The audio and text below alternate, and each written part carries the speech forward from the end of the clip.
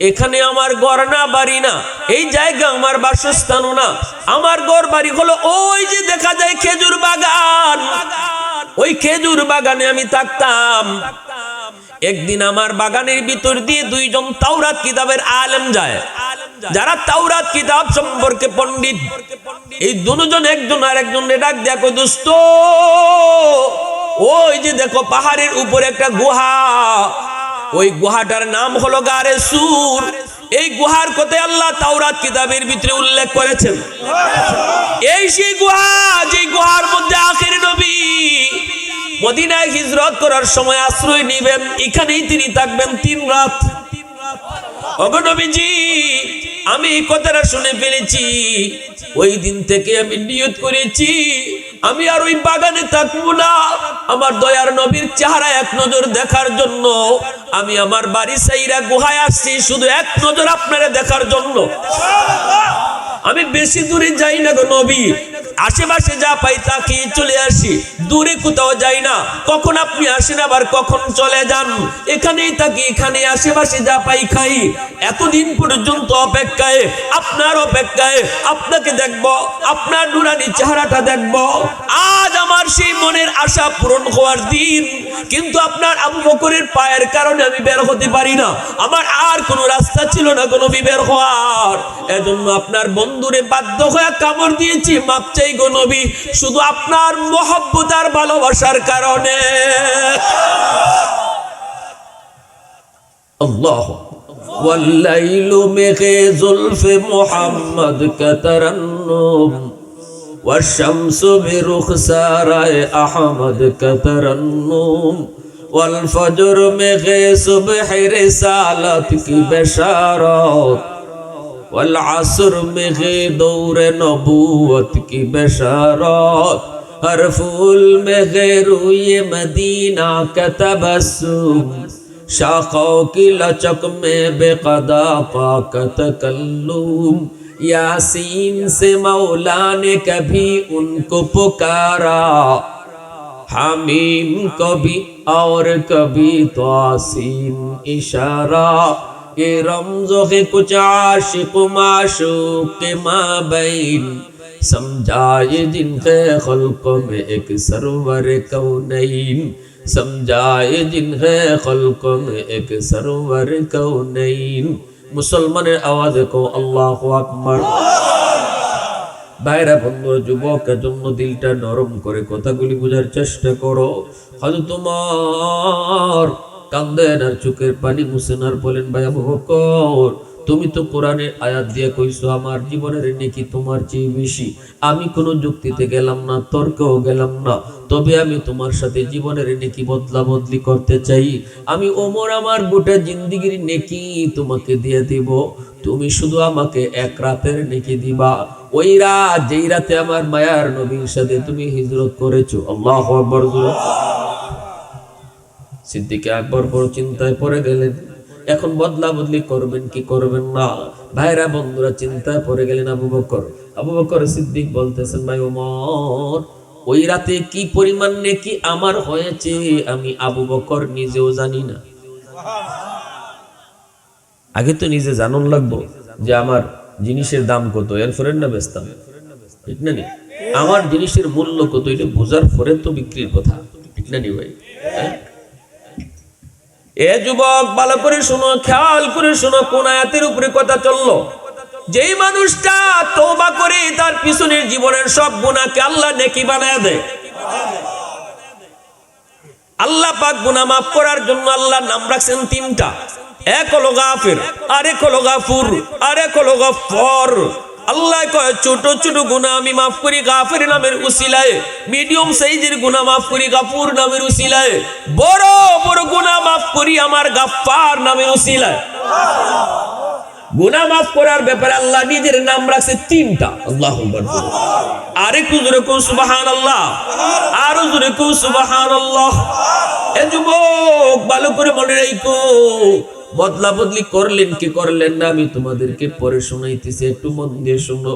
এই জমিনের ভিতরে যেই পরিমাণ গুনাহ হয় রে যুবক, যেই পরিমাণ অন্যায় হয়, অত্যাচার হয়, জুলুম হয়, আল্লাহ পাক কয় জানো নি, এই জমিন কিন্তু প্রতিদিন আমার কাছে আবদার করে, আলা কুল্লা ইয়াউমিন ওয়াল আরদু ইস্তাজিলু রাব্বাহু আবতালিউ ইবনা আদম ফি কারি।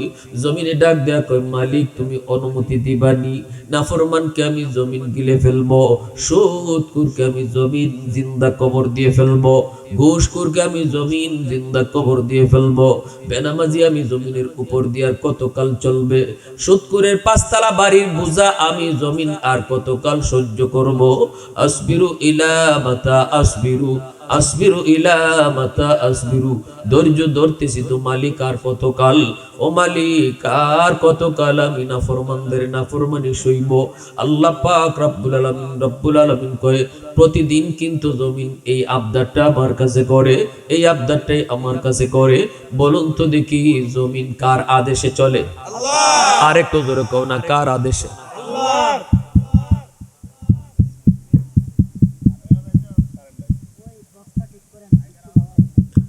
জমিন কার আদেশে চলে? আল্লাহ। আল্লাহর আদেশে চলে। এজন্যই আল্লাহ পাক রব্বুল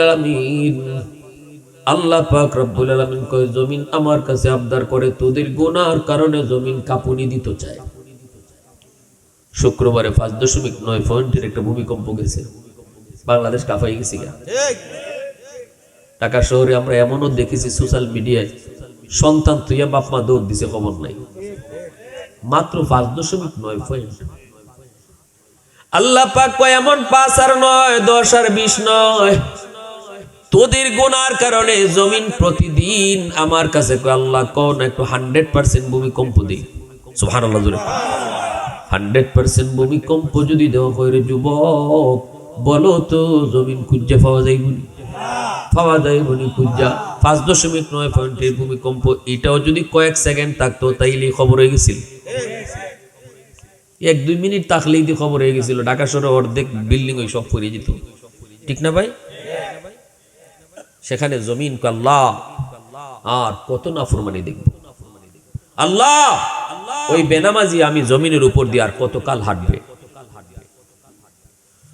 গাঞ্জাখোর আমি জমিনের উপর দিয়ে কত কাল আর হাঁটবে, আমি জমিন তার লোড আর কতদিন নিব? সুবহানাল্লাহ। আল্লাহ তার লোড আমি কতদিন আর নিব? অনুমতি দাও, আবতালিউ ইবনা আদম ফি কারি, আমার উদরে নিয়ে নেই। কারুনের নিচে না জমিনে? মুসা নবী খালি বয়ান করতে উঠছেন, এমনি কারণে মুসা নবীর বিরুদ্ধে একটা অপবাদ দিয়ে দিছে। কেন দিছে? মুসা নবী কারণের কাছে যাকাত চাইছিলেন, কারণে কই কের যাকাত আবার? তোমার আল্লাহ কি ফকির হয়ে গেছে নাকি?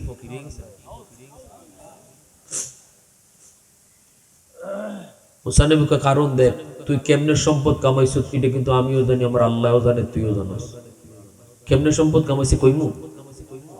মনোযোগ আছে আপনাদের?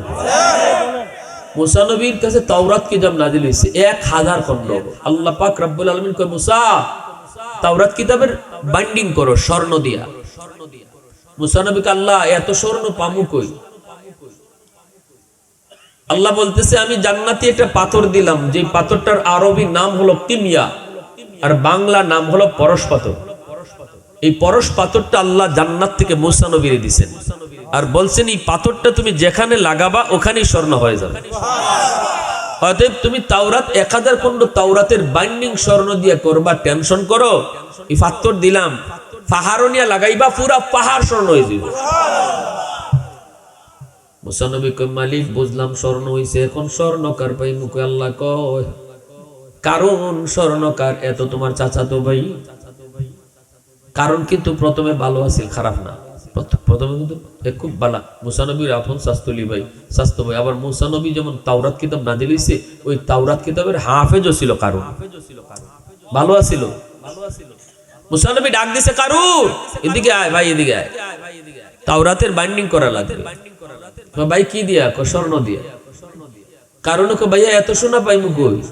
আল্লাহ একটা জান্নাতি পাথর দিছে, এটা যেখানে লাগাবো ওখানে স্বর্ণ হয়ে যায়। তো স্বর্ণের কাম তো তুই পারস, এই পাথরটা আল্লাহ দিছে, স্বর্ণের অভাব নেই। কারণ দেখি পাথরটা, মুসা নবীকে এই যে পাথর, কারণে পাথরটা হাতে নিয়েছি, নিয়ে কয় ঠিক আছে ভাই আপনি কোনো টেনশন করেন না, সব খণ্ডের স্বর্ণের বাইন্ডিং হয়ে যাবে। 1000 খণ্ডের স্বর্ণের বাইন্ডিং হওয়ার পরে মুসানবী কয় দে পাথরটা দিলে আল্লাহরে ফেরত দিলাই, কারণে কয় পাথর তো হারাই গেছে। কত বড় বাটফার, চিন্তা করছে। মুসানবীকে সিনোস আমারে, মুসানবী নরম না গরম? জোরে কর। মুসানবী যখন গরম হইতেন তখন শরীরের পশম আমরা কাটা যাবে আছে না, কাটার মতো খারাই। আজকের বার্ষিক ওয়াজ ও দোয়ার মাহফিলের সম্মানিত সদর ইজলাস, সভাপতি সাহেব, উপস্থিত জাতির বিবেক, জাতির কর্ণধার, এ জাতির সূর্য সন্তান উলামায়ে কেরাম, বিশেষ করে আমার আগে বয়ান পেশ করেছেন জননন্দিত মুফাসসির কুরআন, প্রধান আকর্ষণ হযরত মাওলানা মোহাম্মদ আলাউদ্দিন সাবিরি, আরো বয়ান পেশ করেছেন হযরত মাওলানা M Mahmudul Hasan, H M Mizanur Rahman Biplobi, অনেকেই আলোচনা পেশ করেছেন। যা বলে গেলেন আল্লাহ আমাদের সবাইকে এর উপর আমল করার তৌফিক দান করুন। অত্র এলাকার মুরব্বিয়ানে আজম, কলিজার টুকরা যুবক, পর্দার আড়ালে পর্দানিশীন সম্মানিত মা ও বোনেরা, আজকে এই কবরস্থানে যারা ঘুমিয়ে আছেন, যাদের প্রিয়জন আপনজন, তাদের আওলাদ, তাদের কথা ইয়াদ করে কোরআনের মাহফিলের আয়োজন করেছে। এমন আওলাদ রেখে যাওয়া খুশ নসিব, ধন্য মায়ের ধন্য সন্তান তারা, যারা তাদের কবরবাসী প্রিয়জন আপনজনের রুহের মাগফিরাতের জন্য মাহফিলের আয়োজন করে। মুআজ্জাজ হাজিরিন, কবরবাসী আমাদের কাছে কি চায়, তারা আমাদের কাছে কি পাওনা, এটা একটু বুঝতে হবে। আমাদের কাছে তাদের পাওনা কি? আমরা আজ যেখানে দাঁড়িয়ে আছি, তারাও একদিন এখানে ছিল, আজ তারা কবরে ঘুমিয়ে আছে, আমরাও আগামীকাল সেখানে ঘুমাবো। সবাই একই পথের পথিক, এখন নয় তখন, আজ নয় কাল। বাবার আগে ছেলে যায় নাকি দাদার আগে নাতি যায় কেউ জানে না। আসার সময় সিরিয়াল মেনটেন হয়, বাবা আগে আসেন, সন্তান পরে আসে, কিন্তু যাবার সময় কে আগে যাবে কেউ জানে না। এই কবরস্থানে হয়তো এমন বহু যুবক শুয়ে আছে যাদের চুলদারি সাদা হয় নাই। অতএব প্যার হাজিরিন, একটু ভাবা দরকার, তারা আমাদের মতোই এই জমিনে হাঁটতো, চলতো, ঘুমাতো, হাসি মুখে কথা বলতো। তারা আজ কোথায় গেল, কোথায় রইল, কিভাবে রইল?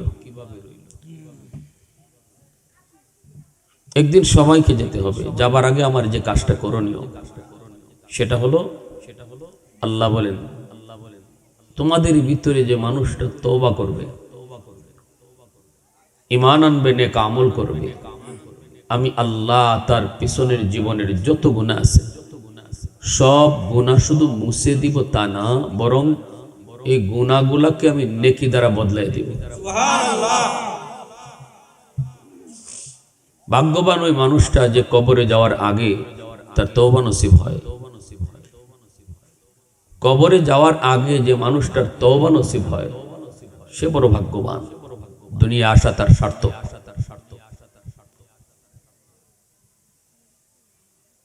আল্লাহ রসুল একদিন রাস্তা দিয়ে হাঁটতেছেন, দেখেন এক মানুষ কাঁদতেছে।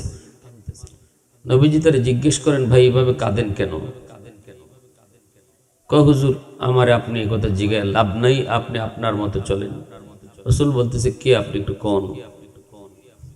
কয় লাভ হবে না, আমি যতই কষ্টে থাকি আপনি আমার উপকার করবেন না। রসুল বলতেছেন দেখি না পারি কিনা আপনার উপকার করতে, বলেন। কয় আমি হলাম ইবলিস। কাঁদেন কেন? কয় কাঁদি যে মানুষটারে আমি 60 বছর 70 বছর লাগায় গুনাহগার বানাইলাম, যে মানুষটার পিছনে আমি এত সময় দিলাম, দিয়া তারে জাহান্নামের লাইনে তুললাম, সে কোথায় কোন জায়গায় কোন মাহফিলে গেল আর দিলে দিলে আল্লাহর কাছে তওবা করে ফেললো, আর আল্লাহ মুহূর্তের ভিতরে আমার 60 বছরের সকল সময়কে ডাস্টবিনে ফেলায়া তার সব গুনাহ মাফ করে দেয়। আমি ইবলিস কানবো না তো কি করব?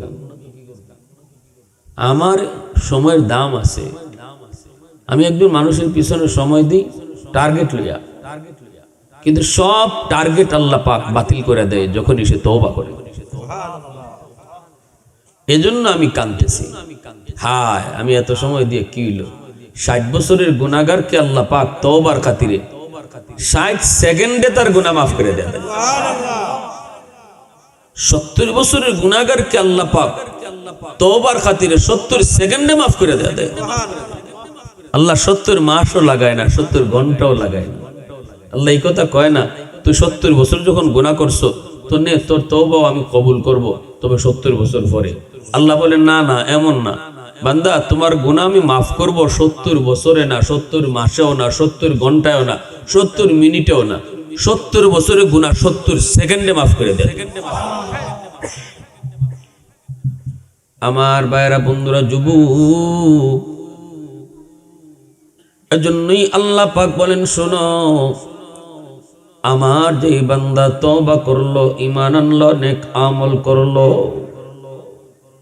আমি আল্লাহ তার পিছনের জীবনের সব গুনাহকে নেকি দ্বারা পাল্টায় দিই। তওবা করার আগে যদি তার গুনাহ পাহাড় পরিমাণ থাকে, আল্লাহ পাক বলেন তার পাহাড় পরিমাণ গুনাহকে আমি পাহাড় পরিমাণ নেকি বানায় দিব। সাগর পরিমাণ গুনাহ যদি হয় রে যুবক, আল্লাহ বলেন বান্দা নিরাশ হইস না, কবরে যাওয়ার আগে আগে শুধু তওবা কর। কখন কোন দিন কোন টাইমে কবরে যাবে কেউ জানে না। এজন্য আল্লাহ কয় এখনই তোমার তওবা করার টাইম।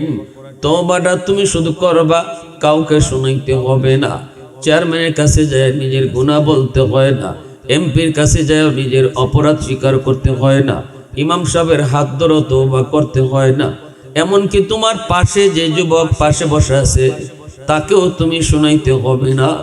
দিলে দিলে শুধু কইবা মালিক ভুল করেছি, যা করেছি ভুল করেছি গো। সমবয়সের বন্ধু কবরে চলে গেল, সমবয়সের সাথী কবরে চলে গেল। কখন কোথায় কোন টাইমে আমার মৌতের ফরমান কেউ জানে না মালিক। তওবা করেছি আর গুনাহ করব না। আল্লাহ পাক রব্বুল আলামিন কয় বান্দা এতটুকু কথা শুধু তুমি দিলে দিলে কও, কাউরে শোনানো লাগবে না, কাউকে শোনাইতে হবে না। তোমার গুনার কথা তোমার ভাইকে তুমি বলবা না, বাপ মারও বলবা না, বন্ধুর কাছেও তুমি বলবা না। আসলে গুনাহ কাউকে বলতে নাই রে যুবক। গুনাহ যদি হয়ে যায় শয়তানের কারণে, শয়তানের ওয়াসওয়াসার কারণে, নফসের খায়েশাতের কারণে গুনাহ কারো কাছে প্রকাশ করতে নাই। কারণ গুনাহ যদি আমি কারো কাছে প্রকাশ করে ফেলি, এই মানুষটা হাসরের মাঠে আমার বিরুদ্ধে আল্লাহর কাছে নালিশ দিব। কইব মালিক আমাকে তুমি জাহান্নামে দিতেছো, কিন্তু ওরে তুমি কেমনে জান্নাতে দাও? আমি তোর গুনাহ এটা জানি ওটা জানি, সে নিজের মুখে আমাকে বলছে। তখন আল্লাহ আফসোস করবেন আর বলবেন বান্দা তোর গুনাহ আমি লুকায় রাখতে পারলাম, কিন্তু তুই তোর গুনাহটা লুকাইতে পারলি না। আমি আল্লাহ তোর গুনাহটা কাউরে শুনাই নাই, কিন্তু তুই তোর নিজের গুনাহ লুকাইতে পারলি না। কেন তুই গুনার সাক্ষী বানাইলি? কেন তুই তোর গুনার সাক্ষী বানাইলি? আমি আল্লাহ জানি আর তুই জানো, এত দুর্বি তুই সীমাবদ্ধ রাখতি। কোনো না কোনো এক সময় আমি আল্লাহ তোরে মাফ করে দিতাম। এজন্য আল্লাহ পাক কয় বান্দা শোন, তওবার কথা তুমি কাউকে বলতে হবে না, কাউকে শোনাইতে হবে না, কারো হাত ধরে তওবা করতে হবে না। দিলে দিলে শুধু আমি আল্লাহর কাছে তুমি দিলের কান্না কান্দো, দিলের কান্না তুমি কান্দো, চোখ দিয়ে এক ফোঁটা পানি তুমি বের করো। আমি আল্লাহ কথা দিলাম বান্দা শুন, তোর গুনাহ যেই পরিমাণ আছে ওই পরিমাণ গুনাহকে আমি নেকি বানায় দিব। কারণ আমি তওবাকারী তওবাকে এত ভালোবাসি, এত মায়া করি, হাসরের ময়দানে যখন একজন আরেকজনকে আমল নামা দেখাবে, তখন তওবাকারী যখন তার আমল নামা একজনকে দেখাবে, ওই মানুষটা কইব তোর আমল নামার ভিতরে এই জায়গাটা খালি কেন দেখা যায়, এই জায়গাটা গ্যাপ কেন দেখা যায়? মনে হয় এখানে তোর গুনাহ ছিল, আল্লাহ তোকে দয়া করে মাফ করে দিয়েছে, আল্লাহর দয়ায় তুই জান্নাত পেয়েছো। এতটুকু শরম যেন তওবাকারীরে কেউ দিতে না পারে। আল্লাহ বলে ওই গ্যাপটারে আমি আল্লাহ গ্যাপ রাখি না, বরং গুনার গ্যাপটারে আমি আমার পক্ষ থেকে নেকি দ্বারা ভরে দে। প্রশংসা করব কার? একটু জোরে কও না কার? আর একটু জোরে কও না কার? আলহামদুলিমান কদ্দারা খায়রাও ওয়া খাবালা, আলহামদুলিমান কদ্দারা খায়রাও ওয়া খাবালা, ওয়া শুকরু লিমান সাওয়ারা হুসনাও ওয়া জামালা, ফরদুন সামাদুন আন সিফাতিন খালকি বারিউন, রব্বুন আযালিয়ুন খালাকাল খালকা কামালা, লা জিদ্দা ওয়ালা নিদ্দা ওয়ালা হাদ্দা লিমাওলা, লা জিদ্দা ওয়ালা নিদ্দা ওয়ালা হাদ্দা লিমাওলা, আল আনা কামা কানা ওয়ালাম ইয়ালকা যাওয়ালা, আল আনা কামা কানা ওয়ালাম ইয়ালকা যাওয়ালা। মুসলমানের আওয়াজে কও আল্লাহু আকবার। বাইরা বন্ধুরা জন্য বলতেছিলাম রে যুবক, একটু খেয়াল করে শুনো। আল্লাহ পাক রব্বুল আলামিন কয় ইন্নাল্লাহা ইউহিব্বুত তাওয়াবিন ওয়া ইউহিব্বুল মুতাতাহহিরিন। আল্লাহ পাক রব্বুল আলামিন কয় আমি তওবাকারীদেরকে ভালোবাসি, আমি যারা গুনাহ করে না তাদেরকেও ভালোবাসি। আল্লাহ পাক দুনো দলকে ভালোবাসেন, কিন্তু কোন দলের ভালোবাসার কথা আল্লাহ আগে আনলেন? গুনাহ করার পর যারা তওবা করে তাদের ভালোবাসার কথাটা আল্লাহ আগে নিয়ে আসলেন। আর যারা গুনাহ করেই না, পাক ও পবিত্র, তাদেরকে আল্লাহ ভালোবাসে, কিন্তু তাদের ভালোবাসার কথা আল্লাহ পরে নিছেন। কষ্ট আসতে কেন? সুবহানাল্লাহ বলেন। চিন্তা করছেন? যে মানুষটা আল্লাহর ডরে গুনাহ করেই না, গুনাহ থেকে দূরে, আল্লাহ তাকেও ভালোবাসে। আর যে গুনাহ করার পরে আল্লাহর কাছে সারেন্ডার করে ফেলে, আল্লাহ ভুল করে ফেলেছি, মালিক মাফ করে দাও, আল্লাহ তাকেও ভালোবাসে। তবে দুইজনের ভালোবাসার মধ্যে যে গুনাহ করে না তার ভালোবাসার কথা পরে নিছে, আর যে গুনাহ করার পর তওবা করে ফেলে তার ভালোবাসার কথা আল্লাহ আগে নিয়ে আসে। সুবহানাল্লাহ ওয়া বিহামদিহি সুবহানাল্লাহ। এজন্য গুনাহ হয়ে যাওয়াটা বড় অন্যায় না, গুনাহ হয়ে যাওয়াটা বড় অপরাধ না। সবচেয়ে বড় অপরাধ হলো গুনাহ হওয়ার পরে বা গুনাহ করার পরে যদি কেউ তওবা না করে, গুনাহ করার পরে যদি সে বারবার গুনাহ করে, গুনাহ করার পরে যদি সে আল্লাহর কাছে সারেন্ডার না করে, তাহলে এটা হলো গুনাহ করার চেয়েও বড় অপরাধ। গুনাহ তো হয়ে যাবে। শয়তান চ্যালেঞ্জ করে আসছে আল্লাহর সাথে, আল্লাহ যে মানুষের কারণে আজ আমি জাহান্নামী, জান্নাত থেকে বিতাড়িত, এই মানুষ কেমন করে জান্নাতে দেয় আমি ইবলিস দেখব। শয়তান আল্লাহর সাথে চ্যালেঞ্জ করে আসছে, আমি তার ডানে বামে সামনে পিছনে ষড়যন্ত্রে সব জাল বিছায় রাখবো, যাবে কোন দিকে? জালে আটকায় ফেলবো। আল্লাহ বলে তুই যত পারস ডালে আটকাইস, কিন্তু যখনই আমার বান্দা খালি তওবাটা করব, সাথে সাথে আমি সব গুনাহ মাফ করে দেব। সুবহানাল্লাহ ওয়া বিহামদিহি সুবহানাল্লাহ। আমার ভাইরা বন্ধুরা যুবক, এজন্য বলতেছি একটু মন দিয়ে শোনো। এই আয়াত নাজিল হওয়ার পর হযরত আবু বকর সিদ্দিক রাদিয়াল্লাহু তাআলা আনহু আর হযরত ওমর ফারুক রাদিয়াল্লাহু তাআলা আনহু দুজন হলেন নবীজির চার খলিফার ভিতরে প্রথম দুই খলিফা, সবচেয়ে বড় সাহাবী। আবু বকর ওমর দুজনের সাথে নবীজির একটা সম্পর্ক ছিল। দুজন হলেন নবীজির শ্বশুর। আবু বকর আর ওমর নবীজির কি হন? আর একটু জোরে কও, কি হন? আর পরের দুইজন উসমান আর আলী হলেন রসুলের জামাতা, রসুলের মেয়ের জামাই। পরের দুইজন হলেন জামাই, আর প্রথম দুইজন হলেন নবীর শ্বশুর। ঠিক না? জানেননি? জানেননি? এগুলা ইসলামের বেসিক নলেজ। যুবক, আমি বলি না যে আমার মতো আপনারা ওয়াজ করেন, তাফসীর করেন, এটা বলি না আমরা এই কথা বলবো না, কিন্তু এজ এ মুসলিম হিসেবে তোমার বেসিক নলেজ থাকা দরকার আছে না? ইসলামের মৌলিক জ্ঞানটা থাকা দরকার। কলেজে পড়া দোষ নয়, ভার্সিটিতে পড়া দোষ নয়, স্কুলে পড়া দোষ নয়। আমরা বলি না যে সব মাদ্রাসায় ভর্তি হয়ে যাও, সব মুফতি সাহেব আর হাফেজ সাহেব হয়ে যাও।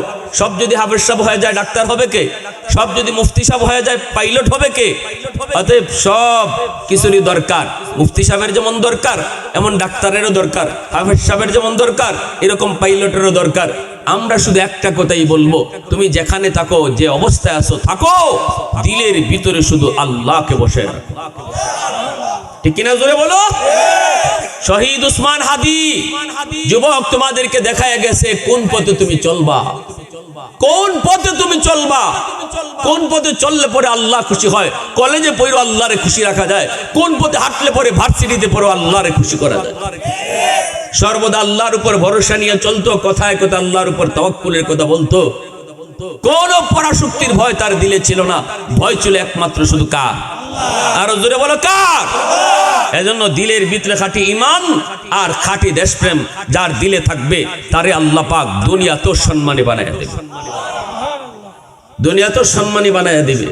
এজন্য বলি, উসমান হাদি ভার্সিটিতে পইরা যদি এত সুন্দর কোরআন তেলাওয়াত করতে পারে, শহীদ উসমান হাদি ভার্সিটিতে পইরাও যদি সে এতটা ঈমানের উপর মজবুত থাকতে পারে, তুমি কেন পারবা না? ইসলামের জ্ঞান যদি তার এতটাই থাকে, তুমি কেন পারবা না? এজন্য আমরা বলি না যে আমাদের মতো সব আপনারা মাদ্রাসায় ভর্তি হয়ে যান, বলবো না এই কথা, এটা বলা ঠিকও হবে না। আমরা বলবো স্কুল কলেজে পড়লে পড়ান। যে হাফিজ সাহেব বানাইতে যাবে সন্তানকে, আলহামদুলিল্লাহ, নূরুন আলা নূর, আলেম বানাইতে যে চাবে সেটা অনেক সুন্দর ডিসিশন বাপমার। কিন্তু এরপরেও যদি কোনো মা বাবা জেনারেল শিক্ষায় সন্তানকে শিক্ষিত বানাতে চান, যদি তার কলেজ ভার্সিটিতে পড়াতে চান, আমরা ওয়েলকাম জানাবো। শুধু এতটুকু বলবো, ডাক্তার পরিচয় আপনার সন্তানের বড় নয়, আপনার সন্তানের সবচেয়ে বড় পরিচয় সে মুসলমানের সন্তান। এজন্য সবার আগে তারে মুসলমানি শিখাও। মুসলমানি নিয়ে আসে কলেজে পড়ুক, মুসলমানি নিয়ে আসে ভার্সিটিতে পড়ুক, মুসলমানি নিয়ে আসে ডাক্তার হোক, মুসলমানি নিয়ে আসে ইঞ্জিনিয়ার হোক, মুসলমানি নিয়ে আসে পাইলট হোক, আমাদের কোনো আপত্তি নাই।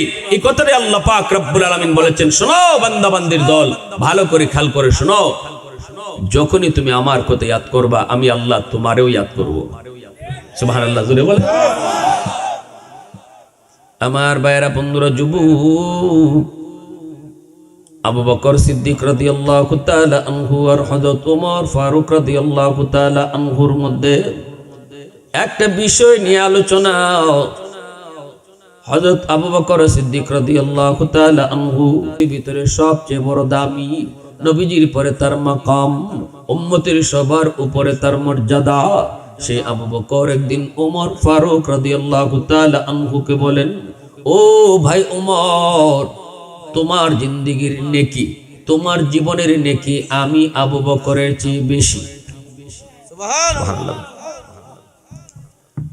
হযরত ওমর বলেন, ভাই আবু বকর কেমন কথা বললেন, কিছুই তো বুঝি নাই। উম্মতের ভিতরে আপনার মর্যাদার সবার উপরে, নবীজির পরে হলো আপনার মাকাম, আমি ওমরের নেকি আপনার চেয়ে বেশি, এটা কেমন করে, কোন যুক্তিতে বললেন? আবু বকর সিদ্দিক বলেন, ভাই ওমর, আমি কোন যুক্তিতে বলি নাই, আমি আল্লাহ পাকের একটা কোরআনের আয়াত দিয়ে দলিল দিছি, ওই দলিলের ভিত্তিতে আমি বলছি তোমার নেকি বেশি, আমি আবু বকরের জীবনের নেকি তোমার চেয়ে কম। এই কথা বলতে ওমর ফারুক রাদিয়াল্লাহু তাআলা আনহু বলেন, কোন আয়াতের ভিতরে আল্লাহ আমি ওমরের নেকির কথা বলছে একটু বলেন, আমি তো ওই আয়াত পাই নাই। এই কথা বলতে আবু বকর বলেন, কেন আপনি কি এই আয়াত পড়েন নাই? ইল্লা মান তাবা ওয়া আমানা ওয়া আমিলা আমালান সালিহা ফাউলাইকা ইউবাদদিলুল্লাহু সাইয়্যাতিহিম হাসানাত। কেউ যদি তওবা করে, আল্লাহ পাক তার গুনাহ যেই পরিমাণ থাকে ওই পরিমাণ গুনাহকে আল্লাহ নেকি বানায় দেয়। এই আয়াতকে আপনি পড়েন নাই? হযরত ওমর বলেন, আয়াত তো আমিও পড়েছি, কিন্তু এই আয়াতের ভিতরে আল্লাহ পাক আমার নেকির কথা কোথায় বললেন? এই কথা বলতে আবু বকর কই, ভাই ওমর, আমার একটা প্রশ্নের জবাব দাও। ইসলাম গ্রহণ করার আগে তোমার গুনাহ আমি আবু বকরের চেয়ে কম ছিল না বেশি ছিল? হযরত ওমর বলেন আমার গুনাহটা তো বেশি ছিল। আবু বকর বলেন আমিও বলি তোমার গুনাহ বেশি ছিল। ইসলাম গ্রহণের আগে তোমার গুনাহ বেশি ছিল। আমি আবু বকর বলি, তুমি নিজেও বলো। এবার বলো আল্লাহ কয় ইসলাম গ্রহণ করার পর তওবার পরে আল্লাহ পাক পিছনের গুনাহকে যদি আল্লাহ নেকি বানায় দেয়, তাহলে তোমার গুনাহ তো ছিল যেমন আমার চেয়ে বেশি, এখন তো তোমার নেকিও হয়ে গেছে আমার চেয়ে বেশি। এই কথাটা বলা মাত্রই হযরত ওমর চোখের পানি ছেইরা কান্দে আর বলতেছে, ভাই আবু বকর এটা তুমি কেমন কথা বলছো? আমি আর কথা বলবো না, চুপ হয়ে গেলাম। কারণ আল্লাহর কোরআনের আয়াতের সামনে আমি ওমরের কোনো যুক্তি চলে না গো, না না, এখানে আমার কোনো যুক্তি চলবে না, আমার কোনো কথাই চলবে না। তবে এমনই যদি হয়, যদি আমি ওমরের জীবনের নেকি এখন বেশি হয়, তাহলে আসেন আমরা দুইজনে জীবনের নেকি বদলা বদলি করি। আমি ওমর আমার জীবনের সব নেকি তোমাকে দিয়ে দিব, তুমি আবু বকর তোমার জীবনের সব নেকি আমাকে দিবানি। আবু বকর সিদ্দিক তখন একটু নীরব হয়ে গেলেন।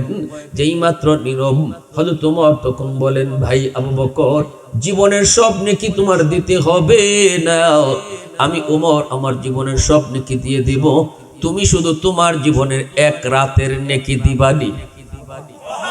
আর আস্তে বল সুবহানাল্লাহ, আর একটু জোরে করুন সুবহানাল্লাহ, আর জোরে করুন সুবহানাল্লাহ। প্রশংসা করব কার? জোরে কও না কার? ওয়াহদাত কি হিফাজত নেহি বেকুওয়াতে বাজু, ওয়াহদাত কি হিফাজত নেহি বেকুওয়াতে বাজু, आती नहीं कुछ कमी है अक्ल खुदा दा, आती नहीं कुछ कमी है अक्ल खुदा दा। ऐ मर्द खुदा तुझको कुव्वत नहीं हासिल, जा बैठ किसी गार में अल्लाह को कर याद, जा बैठ किसी गार में अल्लाह को कर याद। মুসলমানের আওয়াজ এখন আল্লাহু আকবার। এত সুন্দর কথা, এত সুন্দর কথা যখন হযরত ওমর পেশ করলেন, সাথে সাথে আবু বকর সিদ্দিক বলতেছেন, ভাই ওমর এটা কোন রাতের নেকি তুমি চাইতেছো? জানতে হইব না? আমি ওমর আমার জিন্দেগীর সব নেকি তোমাকে দিয়ে দেব, তুমি শুধু তোমার জিন্দেগীর এক রাতের নেকি দিবা। সুবহানাল্লাহ। আবু বকর সিদ্দিক বলি, রে ভাই ওমর এটা কোন রাতের কথা তুমি বলছো? হযরত ওমর চোখের পানি দরদর করে সেরে কান্দেন আর বলেন, ভাই আবু বকর যেই রাতে তুমি আমার মায়ার নবীর সাথে মক্কা থেকে মদিনায় হিজরত করেছো, ওই রাতের নেকিটা আমাকে দিবানি। যেই রাতে তুমি দরজার পাশে দাঁড়ায় দাঁড়ায় 40টা রাত তুমি কাটাইছো, আমার নবী তোমাকে ইশারা দিয়েছিলেন, আবু বকর কোন এক রাতে তোমাকে নিয়ে আমি হিজরত করব। 40 দিন আগে নবী তোমাকে বলেছিলেন, এরপর থেকে তুমি কোন রাতে বিছানায় পিঠ লাগাও না। দরজার পাশে দাঁড়ায় দাঁড়ায় তুমি সারা রাত কাটিয়ে দিয়েছো। গভীর রাতে মায়ার নবী দয়ার নবী যখন আস্তে করে তোমার দরজার পাশে এসে ডাক দিলেন, আবু বকর সাথে সাথে তুমি দরজা খুলে দিয়েছো। রাসূল তোমাকে জিজ্ঞেস করেছিলেন, আবু বকর এত তাড়াতাড়ি তুমি দরজা কেমন করে খুলছো গো? মদিনার সব মানব দানব পাকপাকালি সবাই ঘুমাইছি, ঘুমের ঘরে সবাই বিভোর, এত গভীর রাতে তুমি এত তাড়াতাড়ি কেন দরজা খুলছো? কেমনে দরজা খুলছো একটু বলো, তুমি কি ঘুমাও নেই?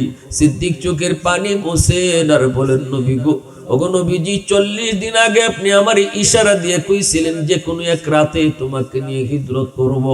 ওগো নবীজি ওই দিন থেকে আমি আবু বকর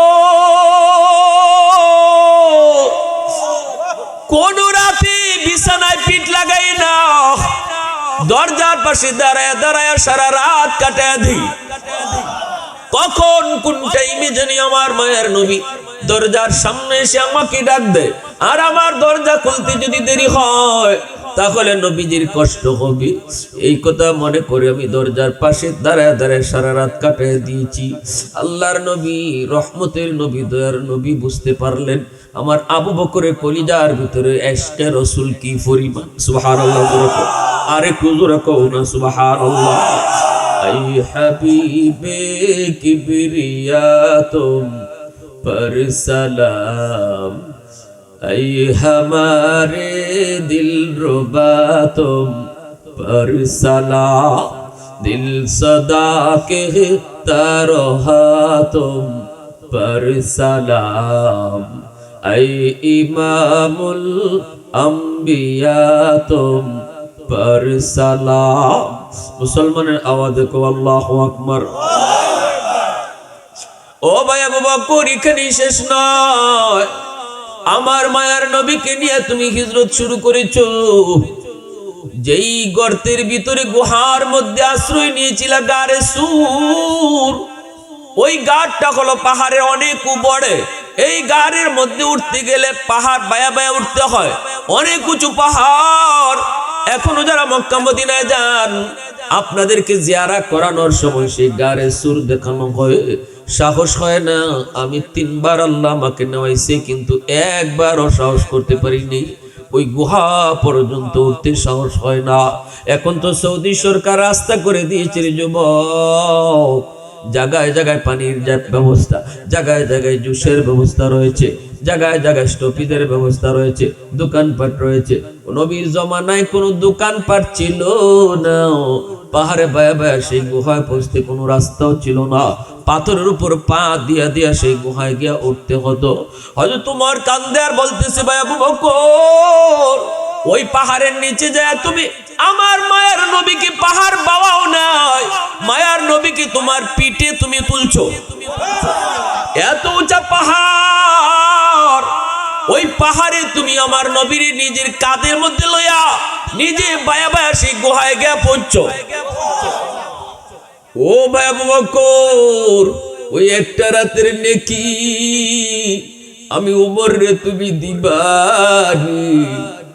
এক রাতের নেকি পাইলে আমি উমর জীবনের সব নেকি তোমার দিয়ে দিব। সেই গুহার মুখে যে আমার নবীর তুমি এখানে দাঁড় করাইছো, আর বলছো নবী গো আপনি এখানে একটু দাঁড়ান, আমি গুহার ভিতরে যাই ঢুকি, দেখি গুহাটা নিরাপদ আছে কিনা। হিংস্র কোনো জীব জানোয়ার যদি থাকে আপনার কোনো ক্ষতি করতে পারে গো নবী। মায়ার নবী গুহার মুখে দাঁড় করায়া তুমি গুহার ভিতরে যাই ঢুকছো। ছোট ছোট গর্ত যেগুলা ছিল সাপ বিচ্ছু থাকার ভয়, সেই গর্তের মুখগুলা তুমি পাগড়ি সিরা সিরা সবগুলি মুখ বন্ধ করেছো। একটা মুখ বন্ধ করার মতো কাপড় ছিল না। ওই গর্তের মুখটা তুমি পা দিয়ে আটকায় রাখছো। এরপরে আমার মায়ের নবীর তুমি ডাক দিয়েছো, নবী গো আপনি গুহার ভিতরে ঢুকেন গো নবী। আল্লাহ নবী গুহার ভিতরে ঢুকছেন।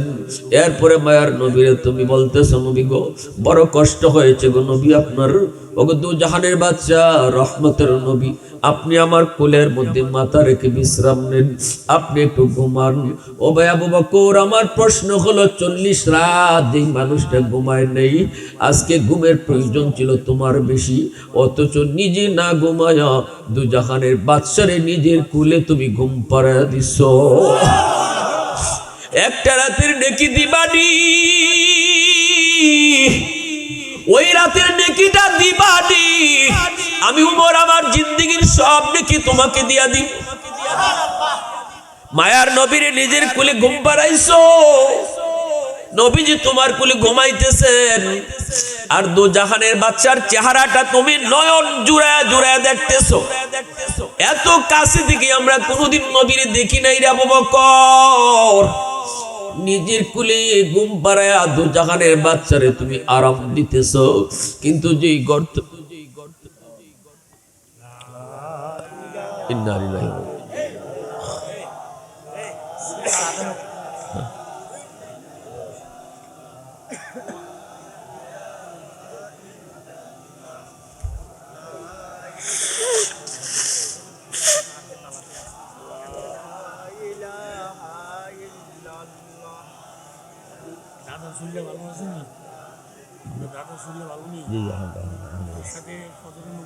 দেখো কইছে আমার লা ইলাহা ইল্লাল্লাহ লা ইলাহা ইল্লাল্লাহ লা ইলাহা ইল্লাল্লাহ লা ইলাহা ইল্লাল্লাহ লা ইলাহা ইল্লাল্লাহ লা ইলাহা ইল্লাল্লাহু মুহাম্মাদুর রাসূলুল্লাহ জোরে সুরে বলি সাল্লাল্লাহু আলাইহি ওয়াসাল্লাম। হযরত ওমর তখন বলতেছেন, ভাই আবু বকর, যেই গর্তটা তুমি পা দিয়ে আটকে রাখছো, ঘটনাক্রমে এই গর্তের মধ্যেই ছিল বিষাক্ত সাপ। সাপে দিল তোমার পায়ে কামড়, বিষাক্ত সাপের বিষের যন্ত্রণা যে সাপের কামড় খায় সেই শুধু বুঝে, আর কেউ বুঝবে না।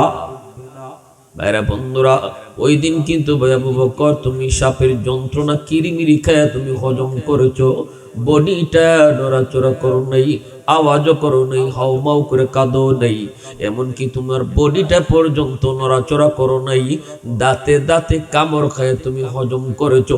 কারণ তোমার কোলে দুজাহানের বাচ্চা ঘুমায়, দুজাহানের বাচ্চার ঘুম ভাঙলে কষ্ট হবে, এজন্য সাপের বিষটা তুমি হজম করে ফেলছো।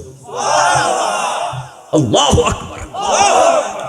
এরে ভাই আবু বকর, ওই রাতের নেকি আমি উমরে দিবানি, ওই একটা রাতের নেকি আমাকে তুমি দিবানি, আমি উমর তোমাকে আমার জীবনের সব নেকি দিয়া দিব।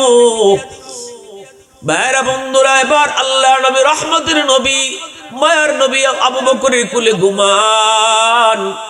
আবু বকর সিদ্দিকের চোখ দিয়ে কিন্তু পানি বের হইতেছি, সাপের বিষের যন্ত্রণা।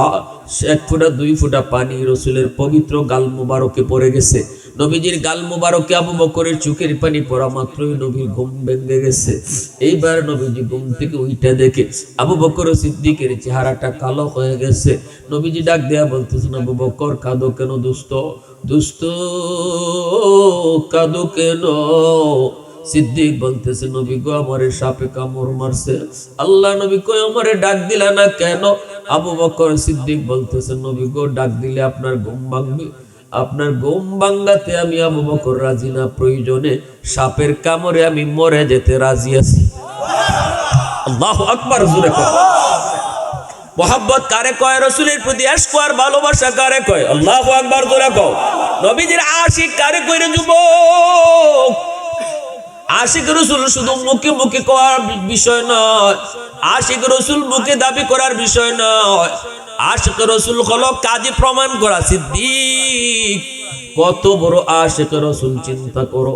আবু বকর সিদ্দিক এইবার মায়ার নবী, দয়ার নবী তার পবিত্র লব মুবারক আঙ্গুলের মধ্যে লইয়া রসুল তার ওই কাটা জায়গার মধ্যে লাগায় দিছেন। কি পরিমাণ অ্যান্টিবায়োটিক, হাই অ্যান্টিবায়োটিক আল্লাহ পাক নবীর লবের মধ্যে রাখছেন। লাগানো মাত্রই সাপের বিষ সাথে সাথে পানি হয়ে গেছে। এবার রসুল ডাক দিলেন, সাপ গর্ত থেকে বের হ, আমার দুস্তরে তুই কেন কামড় দিছ জবাব দে। আল্লাহু আকবার। খাসাইসুল কুবরা নামক কিতাবের ভিতরে লিখেন, সাথে সাথে সাপটা গর্তের ভিতর থেকে বের হয়ে আসলো। আল্লাহর নবী জানতে চাইলেন, বল আমার দোস্তরে তুই কেন কামড় দিয়েছ? সাথে সাথে সাপে আল্লাহর কাছে জবান চায়, আল্লাহ মুহূর্তের ভিতরে সাপের জবান খুলে দিছে। এই ক্ষমতা আল্লাহর আছে না নাই? আল্লাহ চাইলে মানুষের জবান আল্লাহ কেড়ে নিতে পারে, আল্লাহ চাইলে গাছের জবানও আল্লাহ খুলে দিতে পারে, আল্লাহ চাইলে সাপ বিচ্ছুর জবানও আল্লাহ খুলে দিতে পারে। জবান দেওয়ার মালিক কে? আল্লাহ। আর রহমান আল্লামাল কুরআন খলাকাল ইনসান আল্লামাহুল বায়ান। কথা বলার শক্তি দেখে আল্লাহ। সাপে ডাক দেয়া কয় নবী গো, ও গো আল্লাহর নবী, বেয়াদবি মাপ চাই গো নবী, বেয়াদবি মাপ চাই গো নবী, আমি আপনার দোস্তরে ইচ্ছা করে কামড় দেই নাই, আমি বাধ্য হয়েছি। ও গো নবীজি শুনেন তাহলে, এখানে আমার ঘর না বাড়ি না, এই জায়গা আমার বাসস্থানও না, আমার ঘর বাড়ি হলো ওই যে দেখা যায় খেজুর বাগান, ওই খেজুর বাগানে আমি থাকতাম। একদিন আমার বাগানের ভিতর দিয়ে দুইজন তাওরাত কিতাবের আলেম যায়, যারা তাওরাত কিতাব সম্পর্কে পণ্ডিত। এই দুজন একজন আর একজনের ডাক দেখো, দোস্ত ওই যে দেখো পাহাড়ের উপরে একটা গুহা, ওই গুহাটার নাম হলো গারে সুর। এই গুহার কথা আল্লাহ তাওরাত কিতাবের ভিতরে উল্লেখ করেছেন। এই সেই গুহা, যে গুহার মধ্যে আখির নবী মদিনায় হিজরত করার সময় আশ্রয় নেবেন, এখানেই তিনি থাকবেন 3 রাত। ওগো নবীজি, আমি এই কথাটা শুনে ফেলেছি, ওই দিন থেকে আমি নিয়ত করেছি আমি আর ওই বাগানে থাকবো না। আমার দয়ার নবীর চেহারা এক নজর দেখার জন্য আমি আমার বাড়ি সাইরা গুহায় আসছি, শুধু এক নজর আপনারা দেখার জন্য। আমি বেশি দূরে যাই না গো নবী, আশেপাশে যা পাই তা খেয়ে চলে আসি, দূরে কোথাও যাই না।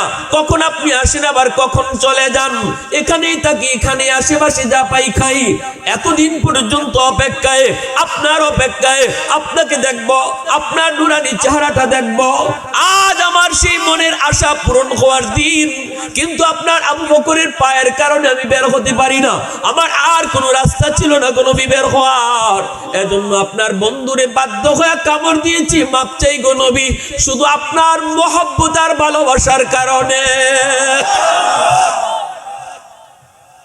আল্লাহ ওয়াল্লাইলু মিগে জুলফে মুহাম্মদ কাতারান্নুম ওয়াশ-শামসু বিরুখসারায়ে আহমদ কাতারান্নুম ওয়াল ফজর মিগে সুবহি রিসালাত কি বেশারত वल असर में है दौर नबूवत की बशारत हर फूल में है रूए मदीना का तबस्सुम शाखों की लचक में बेक़दा का तकल्लुम यासीन से मौला ने कभी उनको पुकारा हामीम कभी और कभी तासीन इशारा ये रमज़ो है कुछ आशिक माशूक के माबैन समझाए जिनके खल्क़ में एक सरवर कौनैन समझाए जिनके खल्क़ में एक सरवर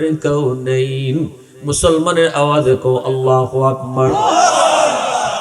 ভাইরা বন্ধুরা, যুবকের জন্য দিলটা নরম করে কথাগুলি বোঝার চেষ্টা করো। হয়তো তোমার কান্দেন আর চোখের পানি মুছেন আর বলেন, ভাই আবু বকর, তুমি তো কোরআনের আয়াত দিয়ে কইছো আমার জীবনের নেকি তোমার চেয়ে বেশি।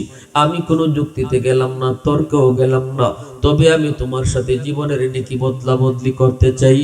আমি ওমর আমার গোটা জিন্দেগির নেকি তোমাকে দিয়ে দিব, তুমি শুধু আমাকে এক রাতের নেকি দিবা। ওই রাত, যেই রাতে আমার মায়ার নবীর সাথে তুমি হিজরত করেছো। আল্লাহু আকবার। সিদ্দিক আকবর বড় চিন্তায় পড়ে গেলেন, এখন বদলা বদলি করবেন কি করবেন না। ভাইরা বন্ধুরা চিন্তায় পড়ে গেলেন আবু বকর সিদ্দিক বলতেছেন, ভাই ওমর, ওই রাতে কি পরিমাণ নেকি আমার হয়েছে আমি আবু বকর নিজেও জানি না। আগে তো নিজে জানুন লাগবো যে আমার জিনিসের দাম কত, এরপরে না বেচতাম, ঠিক না নি? আমার জিনিসের মূল্য কত, এটা বোঝার পরে তো বিক্রির কথা, ঠিক না নি ভাই? এ যুবক, ভালো করে শোনো, খেয়াল করে শোনো, কোন আয়াতের উপরে কথা চললো? যেই মানুষটা তওবা করে তার পিছনের জীবনের সব গুনাহকে আল্লাহ নেকি বানায় দেয়। আল্লাহ পাক গুনাহ মাফ করার জন্য আল্লাহ নাম রাখছেন 3টা। এক হলো গাফির, আরেক হলো গাফুর, আরেক হলো গফফার। আল্লাহ কয় ছোট ছোট গুনাহ আমি মাফ করি গাফির নামের উসিলায়, মিডিয়াম সাইজের গুনাহ মাফ করি গাফুর নামের উসিলায়, বড় বড় গুনাহ মাফ করি আমার গফফার নামের উসিলায়। গুনাহ মাফ করার ব্যাপারে আল্লাহ নিজের নাম রাখছে 3টা। আল্লাহু আকবার। আরেকটু জোরে কও সুবহানাল্লাহ, আরো জোরে কও সুবহানাল্লাহ। এ যুবক, ভালো করে মনে রাখো, বদলা বদলি করলেন কি করলেন না আমি তোমাদেরকে পরে শোনাইতেছি, একটু মন দিয়ে শোনো। এই জমিনের ভিতরে যেই পরিমাণ গুনাহ হয় রে যুবক, যেই পরিমাণ অন্যায় হয়, অত্যাচার হয়, জুলুম হয়, আল্লাহ পাক কয় জানো নি, এই জমিন কিন্তু প্রতিদিন আমার কাছে আবদার করে, আলা কুল্লা ইয়াউমিন ওয়াল আরদু ইস্তাজিলু রাব্বাহু আবতালিউ ইবনা আদম ফি কারি। জমিনে ডাক দেয়া কয় মালিক তুমি অনুমতি দিবানি, নাফরমানকে আমি জমিন গিলে ফেলবো, সুদখোরকে আমি জমিন জিন্দা কবর দিয়ে ফেলবো, ঘুষখোরকে আমি জমিন জিন্দা কবর দিয়ে ফেলবো, বেনামাজি আমি জমিনের উপর দিয়ে আর কতকাল চলবে, সুদখোরের পাঁচতলা বাড়ির বোঝা আমি জমিন আর কতকাল সহ্য করব। আসবিরু ইলা মাতা আসবিরু, আসবিরু ইলা মাতা আসবিরু, ধৈর্য ধরতেছি তো মালিক আর কতকাল, ও মালিক আর কতকাল আমি নাফরমানদের নাফরমানি সইব। আল্লাহ পাক রব্বুল আলামিন কয় প্রতিদিন কিন্তু জমিন এই আবদারটা আমার কাছে করে, এই আবদারটাই আমার কাছে করে। বলুন তো দেখি জমিন কার আদেশে চলে? আল্লাহ। আর একটু জোরে কও না, কার আদেশে? আল্লাহ।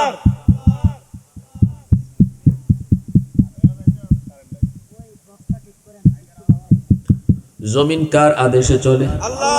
আল্লাহর আদেশে চলে। এজন্যই আল্লাহ পাক রব্বুল আলামিন কয় জমিন আমার কাছে আবদার করে, তোদের গুনাহর কারণে জমিন কাঁপুনি দিতে চায়। শুক্রবারে 5.9 পয়েন্টের একটা ভূমিকম্প গেছে, বাংলাদেশ কাঁপাই গেছে। ঢাকা শহরে আমরা এমনও দেখেছি সোশ্যাল মিডিয়ায়, সন্তান তুইয়া বাপ মা দৌড় দিছে, খবর নাই, মাত্র 5.9 পয়েন্ট। আল্লাহ পাক কয় এমন 5 আর 9, 10 আর 20 নয়, তোদের গুনার কারণে জমিন প্রতিদিন আমার কাছে কয় আল্লাহ কোন একটু 100% ভূমিকম্প দেই। সুবহানাল্লাহ জোরে 100% ভূমিকম্প যদি দেওয়া হয় রে যুবক, বলো তো জমিন খুঁজে পাওয়া যাইবনি? পাওয়া যাইবনি খুঁজা। 5.9 পয়েন্টের ভূমিকম্প, এটাও যদি কয়েক সেকেন্ড থাকতো তাইলে খবর হয়ে গেছিল। 1-2 মিনিট থাকলেই তো খবর হয়ে গেছিল, ঢাকা শহরে অর্ধেক বিল্ডিং ওই সব পড়ে যেত, ঠিক না ভাই? সেখানে জমিন আল্লাহ আর কত নাফরমানি দেখব। আল্লাহ ওই বেনামাজি আমি জমিনের উপর দিয়ে আর কত কাল হাঁটবে, গাঞ্জাখোর আমি জমিনের উপর দিয়ে কত কাল আর হাঁটবে, আমি জমিন তার লোড আর কতদিন নিব? সুবহানাল্লাহ। আল্লাহ তার লোড আমি কতদিন আর নিব? অনুমতি দাও, আবতালিউ ইবনা আদম ফি কারি, আমার উদরে নিয়ে নেই। কারুনের নিচে না জমিনে, মুসা নবী খালি বয়ান করতে উঠছেন, এমনি কারণে মুসা নবীর বিরুদ্ধে একটা অপবাদ দিয়ে দিছে। কেন দিছে? মুসা নবী কারণের কাছে যাকাত চাইছিলেন, কারণে কই কের যাকাত আবার? তোমার আল্লাহ কি ফকির হয়ে গেছে নাকি?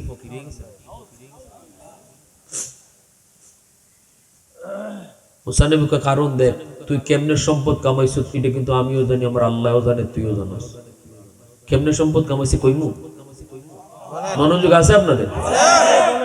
মুসা নবীর কাছে তাওরাত কিতাব নাজিল হইছে 1000 খণ্ড। আল্লাহ পাক রব্বুল আলামিন কয় মুসা তাওরাত কিতাবের বাইন্ডিং করো স্বর্ণ দিয়া। মুসা নবীকে আল্লাহ এত স্বর্ণ পামু কই?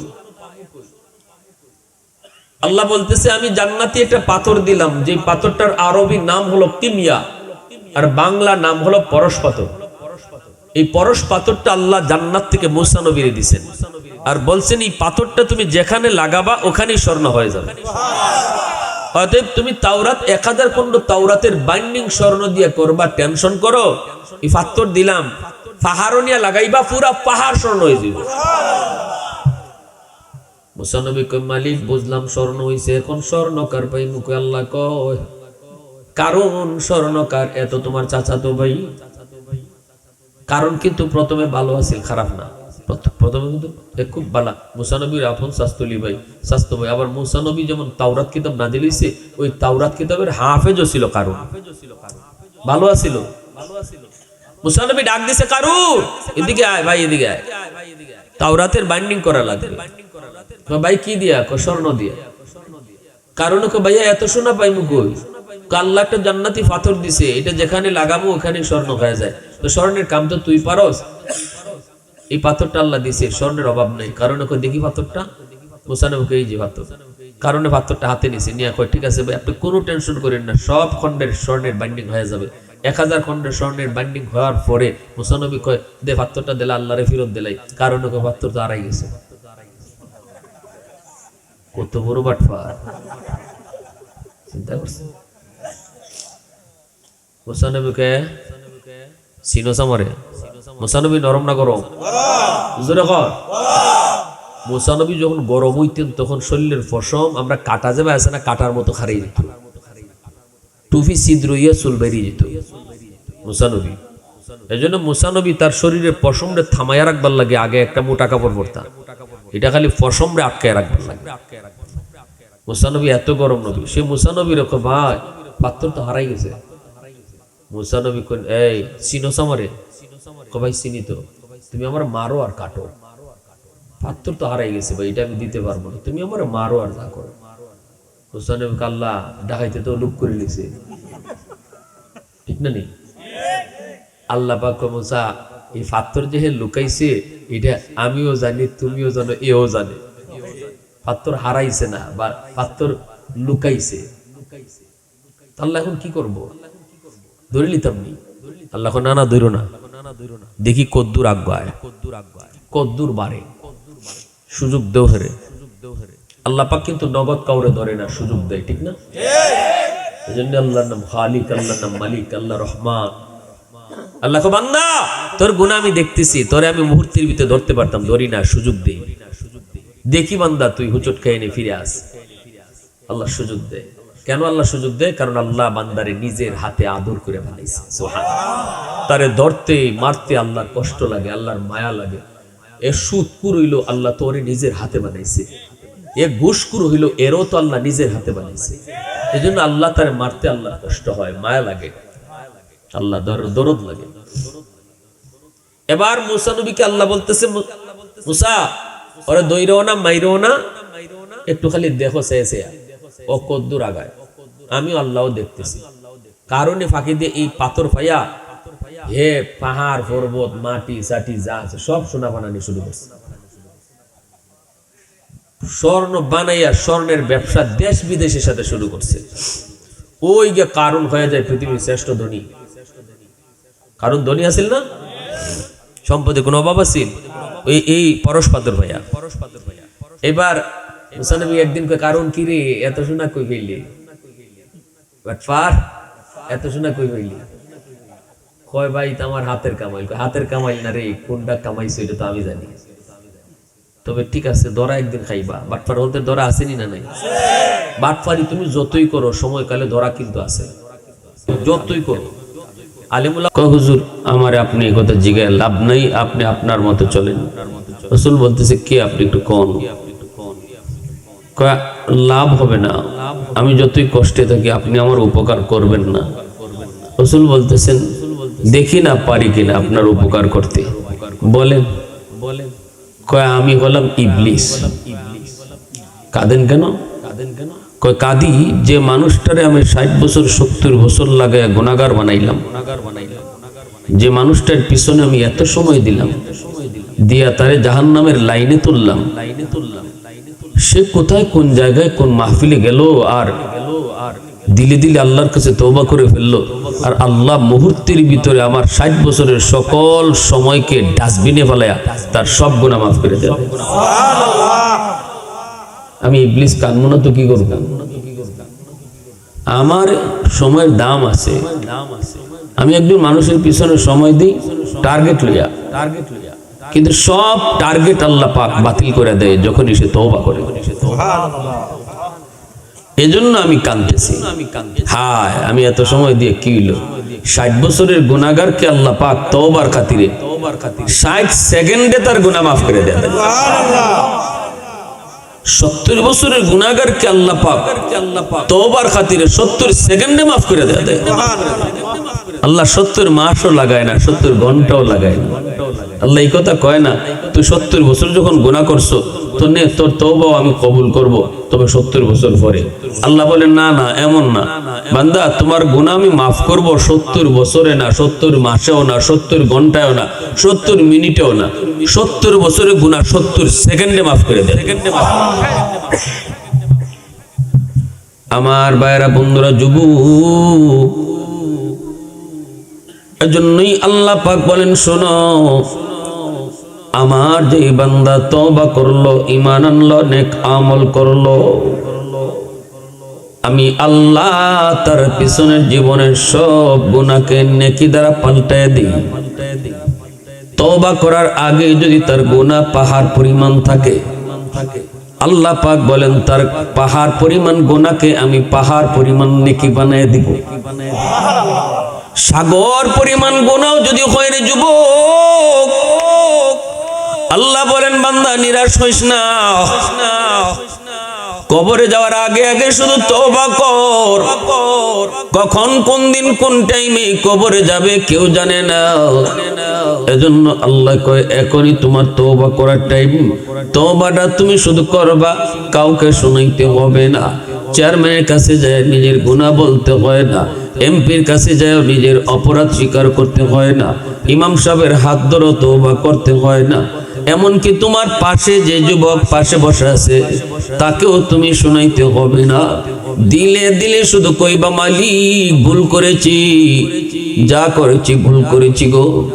সমবয়সের বন্ধু কবরে চলে গেল, সমবয়সের সাথী কবরে চলে গেল। কখন কোথায় কোন টাইমে আমার মৌতের ফরমান কেউ জানে না মালিক। তওবা করেছি আর গুনাহ করব না। আল্লাহ পাক রব্বুল আলামিন কয় বান্দা এতটুকু কথা শুধু তুমি দিলে দিলে কও, কাউরে শোনানো লাগবে না, কাউকে শোনাইতে হবে না। তোমার গুনার কথা তোমার ভাইকে তুমি বলবা না, বাপ মারও বলবা না, বন্ধুর কাছেও তুমি বলবা না। আসলে গুনাহ কাউকে বলতে নাই রে যুবক। গুনাহ যদি হয়ে যায় শয়তানের কারণে, শয়তানের ওয়াসওয়াসার কারণে, নফসের খায়েশাতের কারণে গুনাহ কারো কাছে প্রকাশ করতে নাই।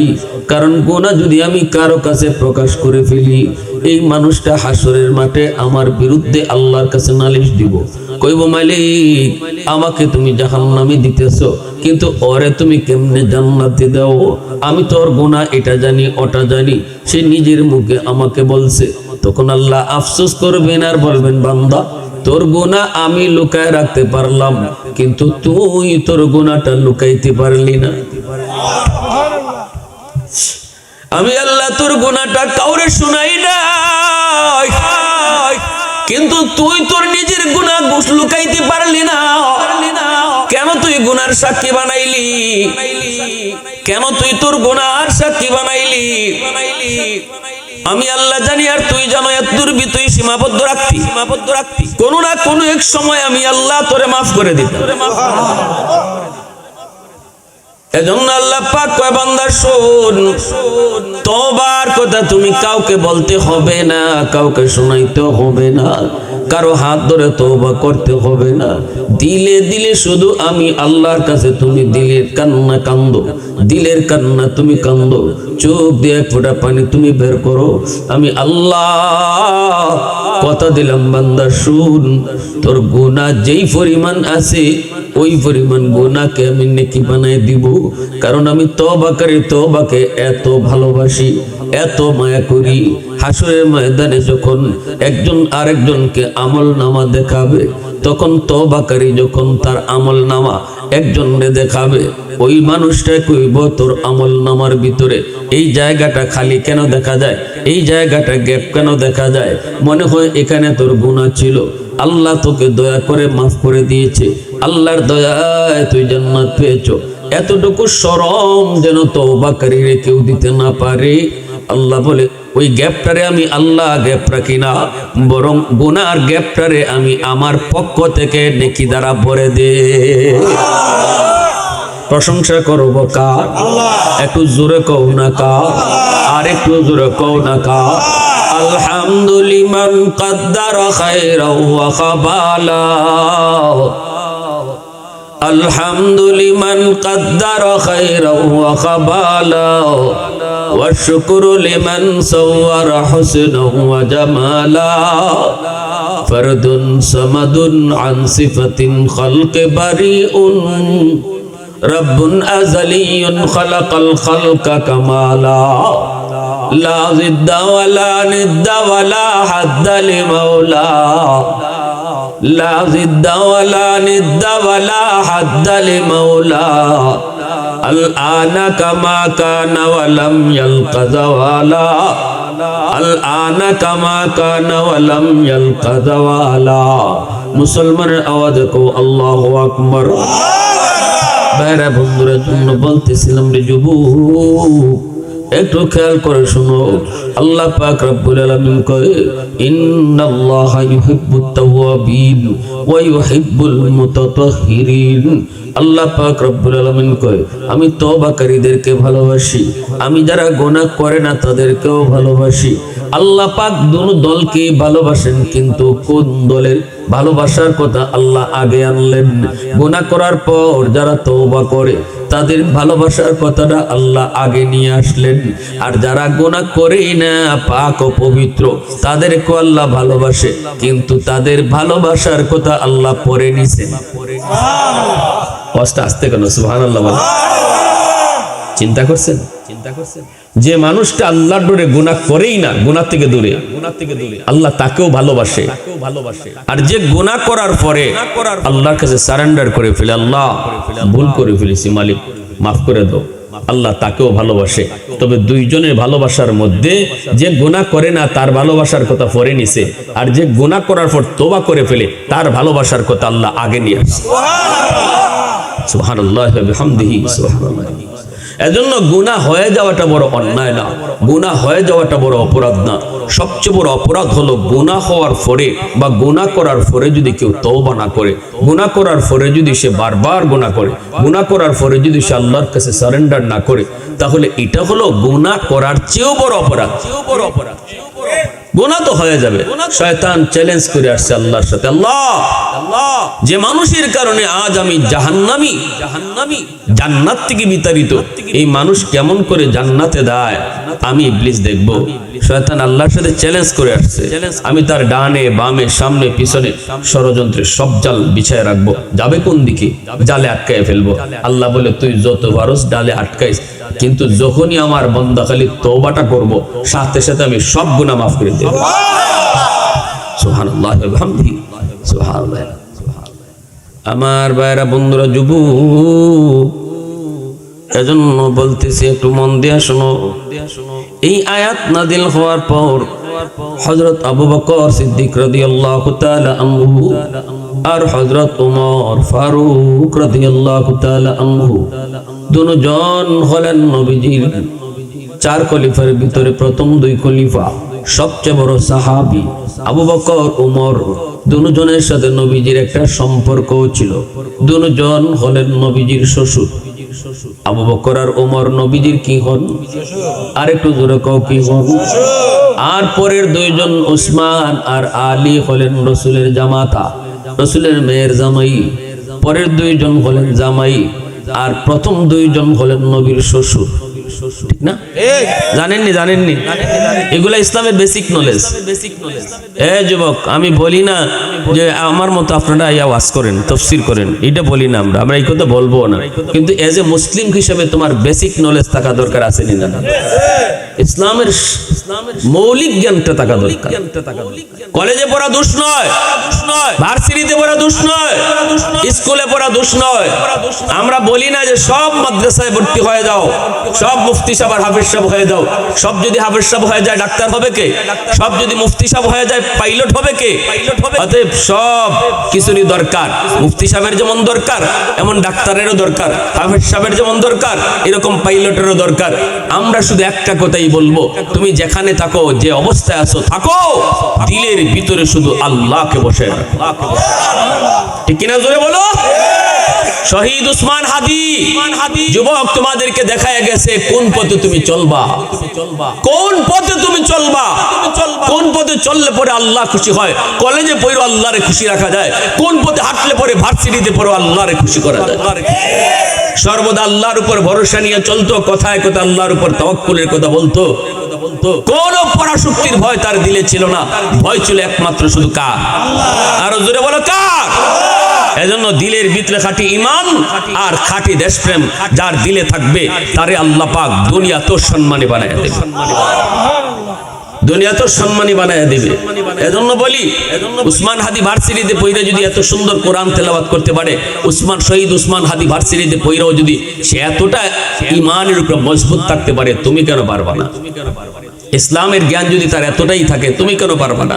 এজন্য আমরা বলি না যে আমাদের মতো সব আপনারা মাদ্রাসায় ভর্তি হয়ে যান, বলবো না এই কথা, এটা বলা ঠিকও হবে না, ঠিকও হবে না। আমরা বলবো স্কুল কলেজে পড়লে পড়ান, যে হাফিজ সাহেব বানাইতে যাবে সন্তানকে আলহামদুলিল্লাহ নূরুন আলা নূর, আলেম বানাইতে যে চাবে সেটা অনেক সুন্দর ডিসিশন বাপ মার, কিন্তু এরপরেও যদি কোনো মা বাবা জেনারেল শিক্ষায় সন্তানকে শিক্ষিত বানাতে চান, যদি তার কলেজ ভার্সিটিতে পড়াতে চান, আমরা ওয়েলকাম জানাবো। শুধু এতটুকু বলবো, ডাক্তার পরিচয় আপনার সন্তানের বড় নয়, আপনার সন্তানের সবচেয়ে বড় পরিচয় সে মুসলমানের সন্তান। এজন্য সবার আগে তারে মুসলমানই শিখাও, মুসলমানই নিয়ে আসে কলেজে পড়ুক, মুসলমানই নিয়ে আসে ভার্সিটিতে পড়ুক, মুসলমানই নিয়ে আসে ডাক্তার হোক, মুসলমানই নিয়ে আসে ইঞ্জিনিয়ার হোক, মুসলমানই নিয়ে আসে পাইলট হোক, আমাদের কোনো আপত্তি নাই। এই কথাটাই আল্লাহ পাক রব্বুল আলামিন বলেছেন, শোনো বান্দা বান্দির দল, ভালো করে খেয়াল করে শোনো, যখনই তুমি আমার কথা ইয়াদ করবা, আমি আল্লাহ তোমারেও ইয়াদ করবো। সুবহানাল্লাহ জোরে বলে। আমার ভাইয়েরা বন্ধুরা, যুবক আবু বকর সিদ্দিক রাদিয়াল্লাহু তাআলা আনহু আর হযরত ওমর ফারুক রাদিয়াল্লাহু তাআলা আনহুর মধ্যে একটা বিষয় নিয়ে আলোচনা।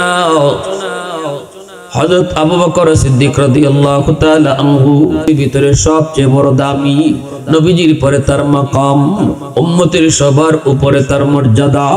সেই আবু বকর একদিন ওমর ফারুক রাদিয়াল্লাহু তাআলা আনহুকে বলেন, ও ভাই ওমর, তোমার জিন্দেগির নেকি, তোমার জীবনের নেকি আমি আবু বকরের চেয়ে বেশি। সুবহানাল্লাহ। হযরত ওমর বলেন, ভাই আবু বকর কেমন কথা বললেন, কিছুই তো বুঝি নাই। উম্মতের ভিতরে আপনার মর্যাদা সবার উপরে, নবীজির পরে হলো আপনার মাকাম, আমি ওমরের নেকি আপনার চেয়ে বেশি, এটা কেমন করে, কোন যুক্তিতে বললেন?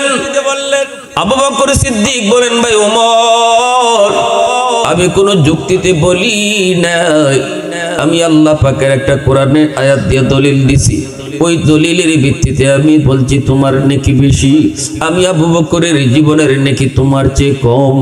এই কথা বলতে ওমর ফারুক রাদিয়াল্লাহু তাআলা আনহু বলেন, কোন আয়াতের ভিতরে আল্লাহ আমি ওমরের নেকির কথা বলছে একটু বলেন, আমি তো ওই আয়াত পাই নাই। এই কথা বলতে আবু বকর বলেন, কেন আপনি কি এই আয়াত পড়েন নাই?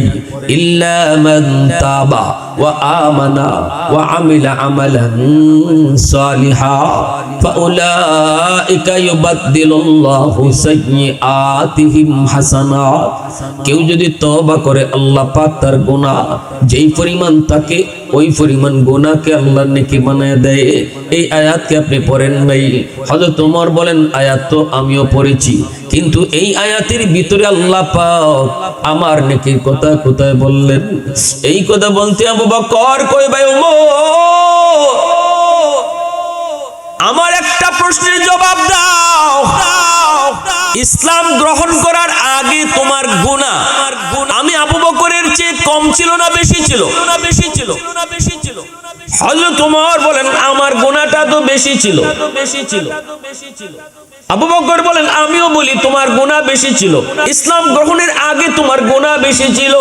আমি আবু বকর বলি, তুমি নিজেও বলো, এবার বলো আল্লাহ কয় ইসলাম গ্রহণ করার পর তওবার পরে আল্লাহ পাক পিছনের গুনাহকে যদি আল্লাহ নেকি বানায় দেয়, তাহলে তোমার গুনাহ তো ছিল যেমন আমার চেয়ে বেশি, এখন তো তোমার নেকিও হয়ে গেছে আমার চেয়ে বেশি। এই কথাটা বলা মাত্রই হযরত ওমর চোখের পানি সাইরা কান্দে আর বলতেছে, ভাই আবু বকর এটা তুমি কেমন কথা বলছো? আমি আর কথা বলবো না, চুপ হয়ে গেলাম, কারণ আল্লাহর কোরআনের আয়াতের সামনে আমি ওমরের কোনো যুক্তি চলে না গো, না না, এখানে আমার কোনো যুক্তি চলবে না, আমার কোনো কথাই চলবে না। তবে এমনই যদি হয় যদি আমি উমরের জীবনের নেকি এখন বেশি হয়, তাহলে আসেন আমরা দুইজনে জীবনের নেকি বদলা বদলি করি। আমি ওমর আমার জীবনের সব নেকি তোমাকে দিয়ে দিব, তুমি আবু বকর তোমার জীবনের সব নেকি আমাকে দিবানি। আবু বকর সিদ্দিক তখন একটু নীরব হয়ে গেলেন।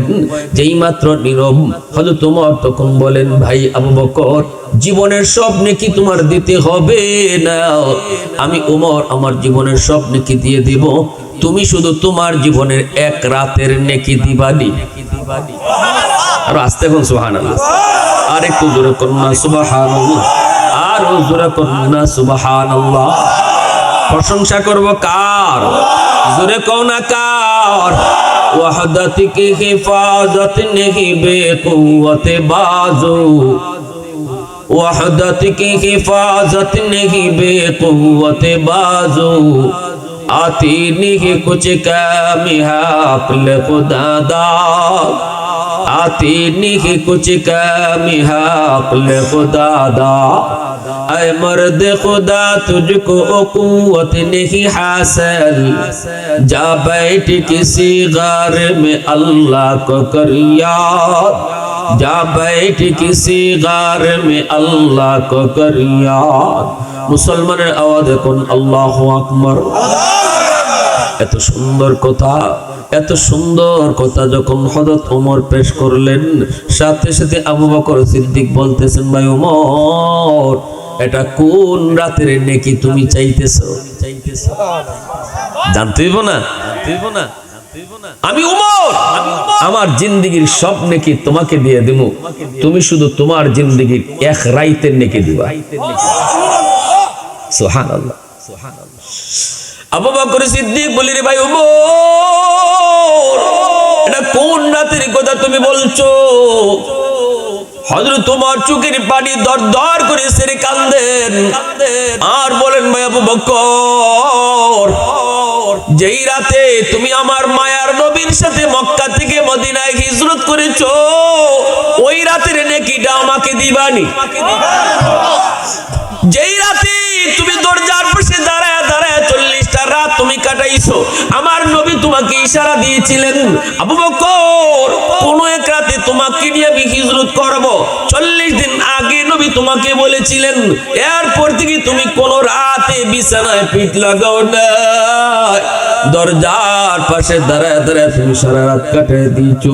গভীর রাতে মায়ার নবী, দয়ার নবী যখন আস্তে করে তোমার দরজার পাশে এসে ডাক দিলেন, আবু বকর, সাথে সাথে তুমি দরজা খুলে দিয়েছো। রাসূল তোমাকে জিজ্ঞেস করেছিলেন, আবু বকর, এত তাড়াতাড়ি তুমি দরজা কেমন করে খুলছো গো? মদিনার সব মানব দানব পাকপাকালি সবাই ঘুমাইছি, ঘুমের ঘরে সবাই বিভোর, এত গভীর রাতে তুমি এত তাড়াতাড়ি কেন দরজা খুলছো? কেমনে দরজা খুলছো একটু বলো, তুমি কি ঘুমাও নেই? সিদ্দিক চোখের পানি মোছেন আর বলেন, নবী গো, ওগো নবীজি, 40 দিন আগে আপনি আমার ইশারা দিয়ে কইছিলেন যে কোনো এক রাতে তোমাকে নিয়ে হিজরত করব। ওগো নবীজি, ওই দিন থেকে আমি আবু বকর কোন রাতে বিছানায় পিঠ লাগাই না, দরজার পাশে দাঁড়ায় দাঁড়ায় সারা রাত কাটায় দিই। কখন কোন টাইমে জানি আমার মায়ের নবী দরজার সামনে এসে আমাকে ডাক দেয়, আর আমার দরজা খুলতে যদি দেরি হয় তাহলে নবীজির কষ্ট হবে। এই কথা মনে করে আমি দরজার পাশে দাঁড়ায় দাঁড়ায় সারা রাত কাটিয়ে দিয়েছি। আল্লাহর নবী, রহমতের নবী, দয়ার নবী বুঝতে পারলেন আমার আবু বকরের কলিজার ভিতরে ইশকে রাসূল কি পরিমাণ। সুবহানাল্লাহ, আরে কুজুরা কও না সুবহানাল্লাহ।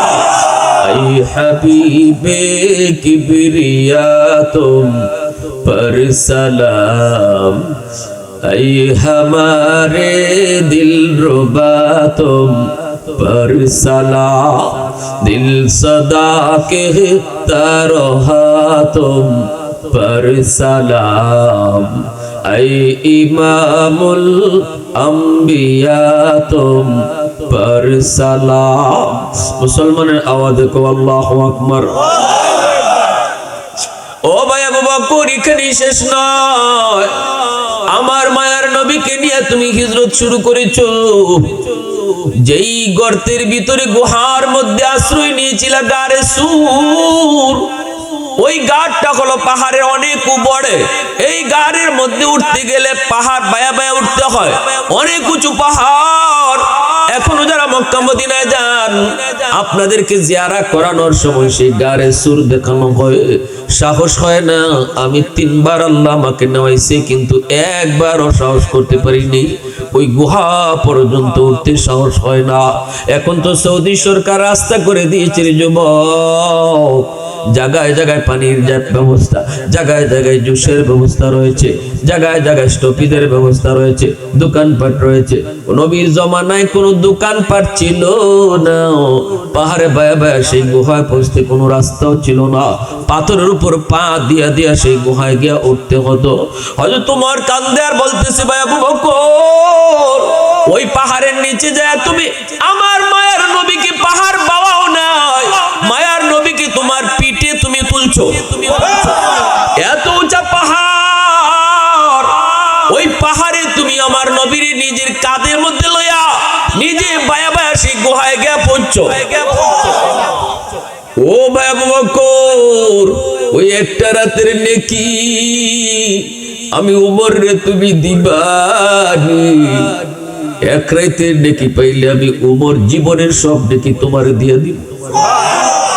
সেই গুহার মুখে যে আমার নবীর তুমি এখানে দাঁড় করাইছো, আর বলছো নবী গো আপনি এখানে একটু দাঁড়ান, আমি গুহার ভিতরে যাই ঢুকি, দেখি গুহাটা নিরাপদ আছে কিনা। হিংস্র কোন জীব জানোয়ার যদি থাকে আপনার কোনো ক্ষতি করতে পারে গো নবী। মায়ার নবী গুহার মুখে দাঁড় করায়া তুমি গুহার ভিতরে যাই ঢুকছো। ছোট ছোট গর্ত যেগুলা ছিল, সাপ বিচ্ছু থাকার ভয়, সেই গর্তের মুখগুলা তুমি পাগড়ি সিরা সিরা সবগুলি মুখ বন্ধ করেছো। একটা মুখ বন্ধ করার মতো কাপড় ছিল না, ওই গর্তের মুখটা তুমি পা দিয়ে আটকায় রাখছো। এরপরে আমার মায়ের নবীর তুমি ডাক দিয়েছো, নবী গো আপনি গুহার ভিতরে ঢুকেন গো নবী। আল্লাহ নবী গুহার ভিতরে ঢুকছেন। এরপরে মায়ের নবীরে তুমি বলতেছো নবী গো বড় কষ্ট হয়েছে গো নবী আপনার, ওগো দু জাহানের বাদশা রহমতের নবী, আপনি আমার কোলের মধ্যে মাথা রেখে বিশ্রাম নেন, আপনি একটু ঘুমান। ও ভাই আবু বকর, আমার প্রশ্ন হলো 40 রাত যেই মানুষটা ঘুমায় নেই, আজকে ঘুমের প্রয়োজন ছিল তোমার বেশি, অথচ নিজে না ঘুমায়া দু জাহানের বাদশারে নিজের কুলে তুমি ঘুম পাড়ায় দিছ। একটা রাতের নেকি দিবানি, ওই রাতের নেকিটা দিবানি, আমি উমর আমার জিন্দেগীর সব নেকি তোমাকে দিয়া দিই। মায়ার নবীরে নিজের কুলে ঘুম পাড়াইছো, নবীজি তোমার কুলে ঘুমাইতেছেন, আর দু জাহানের বাচ্চার চেহারাটা তুমি নয়ন জুড়ায় জুড়ায় দেখতেছো। এত কাছে থেকে আমরা কোনোদিন নবীরে দেখি নাই রে আবু বকর। নিজের কুলে ঘুম পাড়ায় দু জাহানের বাচ্চারে তুমি আরাম দিতেছো, কিন্তু যেই গর্ত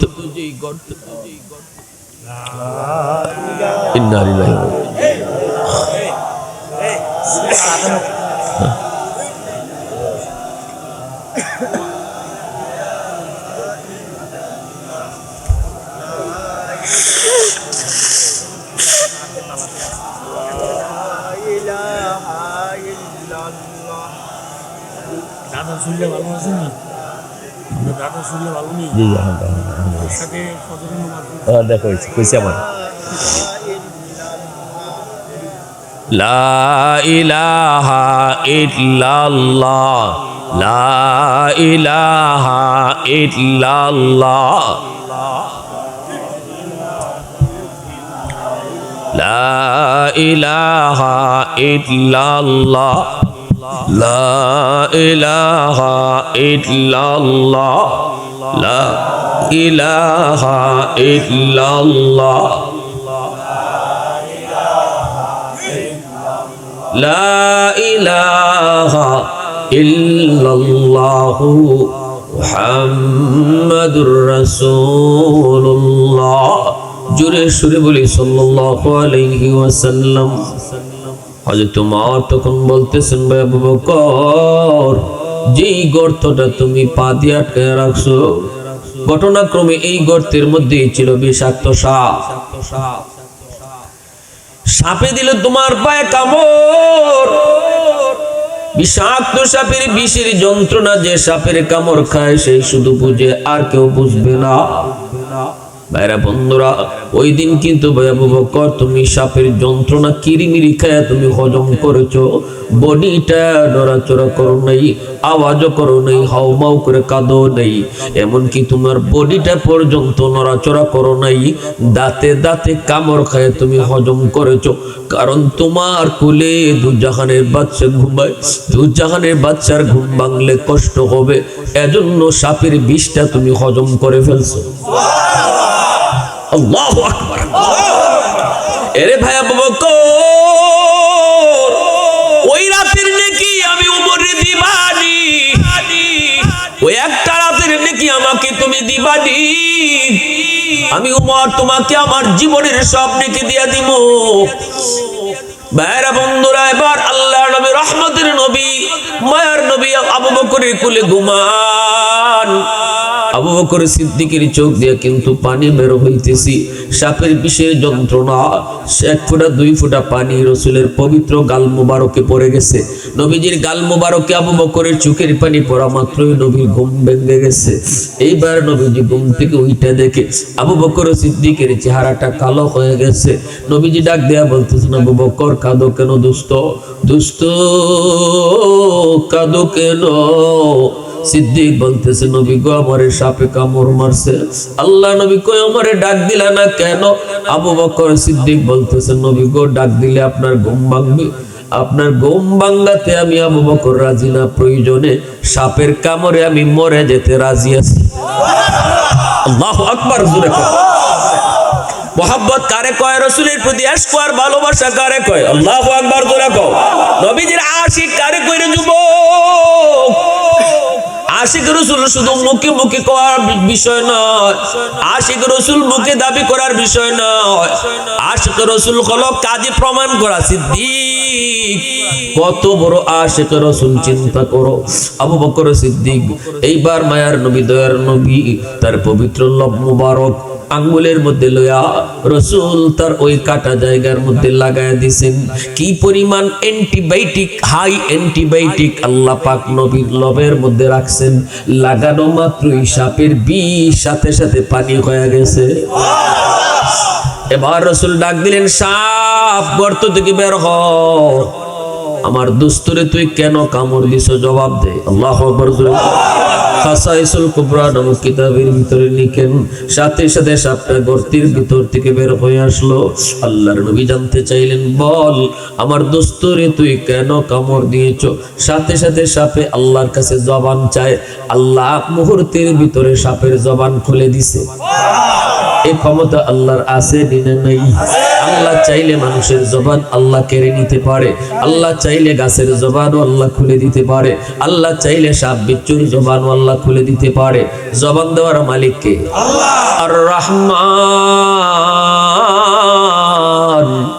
আল্লামাল কুরআন খলাকাল ইনসান আল্লামাহুল বায়ান। কথা বলার শক্তি দেখে আল্লাহ। সাপে ডাক দেয়া কই, নবী গো, ও আল্লাহর নবী, বেয়াদবি মাপ চাই গো নবী, বেয়াদবি মাপ চাই গো নবী। আমি আপনার দোস্তরে ইচ্ছা করে কামড় দেই নাই, আমি বাধ্য হয়েছি, বাধ্য হয়েছি। ও গো নবীজি শুনেন তাহলে, এখানে আমার ঘর না, বাড়ি না, এই জায়গা আমার বাসস্থানও না। আমার ঘর বাড়ি হলো ওই যে দেখা যায় খেজুর বাগান, ওই খেজুর বাগানে আমি থাকতাম। একদিন আমার বাগানের ভিতর দিয়ে 2 জন তাওরাত কিতাবের আলেম যায়, যারা তাওরাত কিতাব সম্পর্কে পণ্ডিত।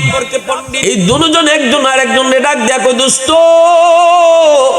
ওই যে দেখো পাহাড়ের উপরে একটা গুহা, ওই গুহাটার নাম হলো গারে সুর। এই গুহার কথা আল্লাহ তাওরাত কিতাবের ভিতরে উল্লেখ করেছেন। এই সেই গুহা, যে গুহার মধ্যে আখির নবী মদিনায় হিজরত করার সময় আশ্রয় নেবেন, এখানেই তিনি থাকবেন 3 রাত। ওগো নবীজি, আমি এই কথাটা শুনে ফেলেছি। ওই দিন থেকে আমি নিয়ত করেছি আমি আর ওই বাগানে থাকবো না। আমার দয়ার নবীর চেহারা এক নজর দেখার জন্য আমি আমার বাড়ি সাইরা গুহায় আসছি, শুধু এক নজর আপনারা দেখার জন্য। আমি বেশি দূরে যাই না গো নবী, আশেপাশে যা পাই তা খেয়ে চলে আসি, দূরে কোথাও যাই না। কখন আপনি আসেন আবার কখন চলে যান, এখানেই থাকি, এখানে আশেপাশে যা পাই খাই। এতদিন পর্যন্ত অপেক্ষায়, আপনার অপেক্ষায়, আপনাকে দেখব, আপনার নুরানি চেহারাটা দেখব। আজ আমার সেই মনের আশা পূরণ হওয়ার দিন, কিন্তু আপনার আবু বকরের পায়ের কারণে আমি বের হতে পারি না। আমার আর কোনো রাস্তা ছিল না কোনো বের হওয়ার, এজন্য আপনার বন্ধুরে বাধ্য হয়ে কামড় দিয়েছি। মাপ চাই গো নবী, শুধু আপনার মহব্বত আর ভালোবাসার কারণে। আল্লাহ ওয়াল্লাইলু মিগে জুলফে মুহাম্মদ কাতারান্নুম والشمس برخسارة أحمد كترنم والفجر में صبح رسالت की बशारत والعصر में दौर नबूवत की बशारत हर फूल में रूए मदीना का तबस्सुम शाखों की लचक में बेक़दा पाक तकल्लुम यासीन से मौला ने कभी उनको पुकारा हामीम कभी और कभी तासीन इशारा ये रमज़ों के कुछ आशिक माशूक के माबैन समझाए जिनके खल्क़ में एक सरवर कौनैन समझाए जिनके खल्क़ में एक सरवर कौनैन। मुसलमाনের आवाज को अल्लाहु আকবার। ভাইরা বন্ধু যুবকের জন্য দিলটা নরম করে কথাগুলি বোঝার চেষ্টা করো। হয়তো তোমার কান্দেন আর চোখের পানি মুছেন আর বলেন ভাই আবু বকর তুমি তো কোরআনে আয়াত দিয়ে কইছো আমার জীবনের নেকি তোমার চেয়ে বেশি। আমি কোনো যুক্তিতে গেলাম না, তর্কেও গেলাম না, তবে আমি তোমার সাথে জীবনের নেকি বদলা বদলি করতে চাই। আমি ওমর আমার গোটা জিন্দেগির নেকি তোমাকে দিয়ে দিব, তুমি শুধু আমাকে এক রাতের নেকি দিবা। ওই রাত যেই রাতে আমার মায়ার নবীর সাথে তুমি হিজরত করেছো। আল্লাহু আকবার। সিদ্দিক আকবর বড় চিন্তায় পড়ে গেলেন, এখন বদলা বদলি করবেন কি করবেন না। ভাইরা বন্ধুরা চিন্তায় পড়ে গেলেন। আবু বকর সিদ্দিক বলতেছেন ভাই ওমর ওই রাতে কি পরিমাণ নেকি আমার হয়েছে আমি আবু বকর নিজেও জানি না। আগে তো নিজে জানুন লাগবো যে আমার জিনিসের দাম কত, এরপরে না বেচতাম, ঠিক না নি? আমার জিনিসের মূল্য কত এটা বোঝার পরে তো বিক্রির কথা, ঠিক না নি ভাই? এ যুবক ভালো করে শোনো, খেয়াল করে শোনো কোন আয়াতের উপরে কথা চললো। যেই মানুষটা তওবা করে তার পিছনের জীবনের সব গুনাহকে আল্লাহ নেকি বানায় দেয়। আল্লাহ পাক গুনাহ মাফ করার জন্য আল্লাহ নাম রাখছেন তিনটা, এক হলো গাফির, আরেক হলো গাফুর, আরেক হলো গফফার। আল্লাহ কয় ছোট ছোট গুনাহ আমি মাফ করি গাফির নামের উসিলায়, মিডিয়াম সাইজের গুনাহ মাফ করি গাফুর নামের উসিলায়, বড় বড় গুনাহ মাফ করি আমার গফফার নামের উসিলায়। গুনাহ মাফ করার ব্যাপারে আল্লাহ নিজের নাম রাখছে তিনটা। আল্লাহু আকবার। আরেকটু জোরে কোন সুবহানাল্লাহ, আরো জোরে কোন সুবহানাল্লাহ। এ যুবক ভালো করে মনে রাখো, বদলা বদলি করলেন কি করলেন না আমি তোমাদেরকে পরে শোনাইতেছি, একটু মন দিয়ে শোনো। এই জমিনের ভিতরে যেই পরিমাণ গুনাহ হয় রে যুবক, যেই পরিমাণ অন্যায় হয়, অত্যাচার হয়, জুলুম হয়, আল্লাহ পাক কয় জানো নি এই জমিন কিন্তু প্রতিদিন আমার কাছে আবদার করে আলা কুল্লা ইয়াউমিন ওয়াল আরদু ইস্তাজিলু রাব্বাহু আবতালু ইবনা আদম ফি কারি। জমিনে ডাক দেয়া কয় মালিক তুমি অনুমতি দিবানি নাফরমানকে আমি জমিন গিলে ফেলবো, সুদখোরকে আমি জমিন জিন্দা কবর দিয়ে ফেলবো, ঘুষখোরকে আমি জমিন জিন্দা কবর দিয়ে ফেলবো, বেনামাজি আমি জমিনের উপর দিয়ে আর কতকাল চলবে, সুদখোরের পাঁচতলা বাড়ির বোঝা আমি জমিন আর কতকাল সহ্য করব। আসবিরু ইলা মাতা আসবিরু, আসবিরু ইলা মাতা আসবিরু, ধৈর্য ধরতেছি তো মালিক আর কতকাল, ও মালিক আর কতকাল আমি নাফরমানদের নাফরমানি সইব। আল্লাহ পাক রব্বুল আলামিন কয় প্রতিদিন কিন্তু জমিন এই আবদারটা আমার কাছে করে, এই আবদারটাই আমার কাছে করে। বলুন তো দেখি জমিন কার আদেশে চলে? আল্লাহ। আর একটু জোরে কও না, কার আদেশে? আল্লাহ।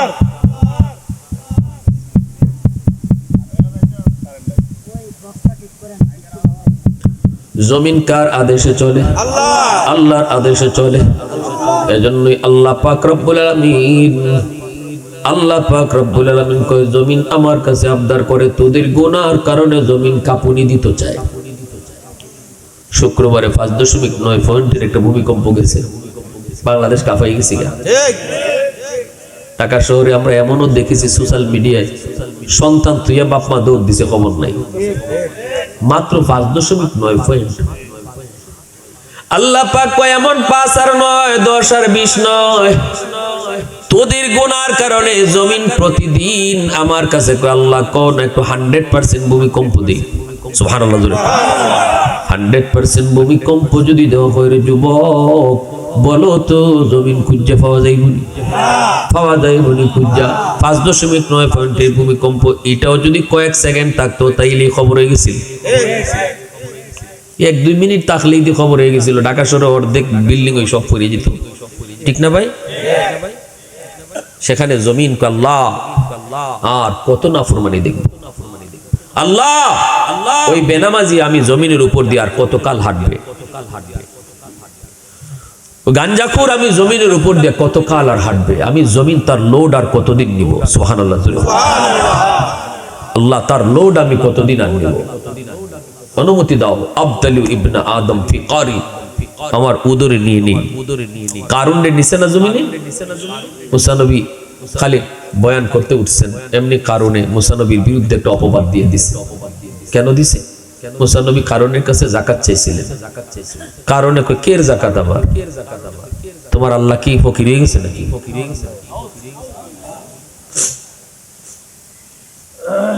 মুসা নবী কয় কারণ দেখ, তুই কেমনে সম্পদ কামাইছিস এটা কিন্তু আমিও জানি, আমার আল্লাহও জানে, তুইও জানিস। কেমনে সম্পদ কামাইছি কইমু? মনোযোগ আছে আপনাদের? মুসা নবীর কাছে তাওরাত কিতাব নাযিল হইছে 1000 খণ্ড। আল্লাহ পাক রব্বুল আলামিন কয় মুসা তাওরাত কিতাবের বাইন্ডিং করো স্বর্ণ দিয়া। মুসা নবীকে আল্লাহ এত স্বর্ণ পামু কই? আল্লাহ বলতেছে আমি জান্নাতি একটা পাথর দিলাম, যে পাথরটার আরবি নাম হলো কিমিয়া আর বাংলা নাম হলো পরশ পাথর।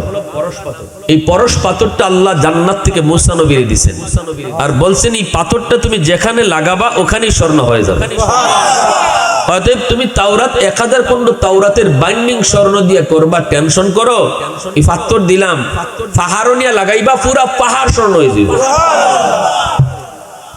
মুসা নবী কয় মালিক বুঝলাম স্বর্ণ হইছে, এখন স্বর্ণকার পাই মুখে? আল্লাহ কয় কারণ স্বর্ণকার এত তোমার চাচাতো ভাই।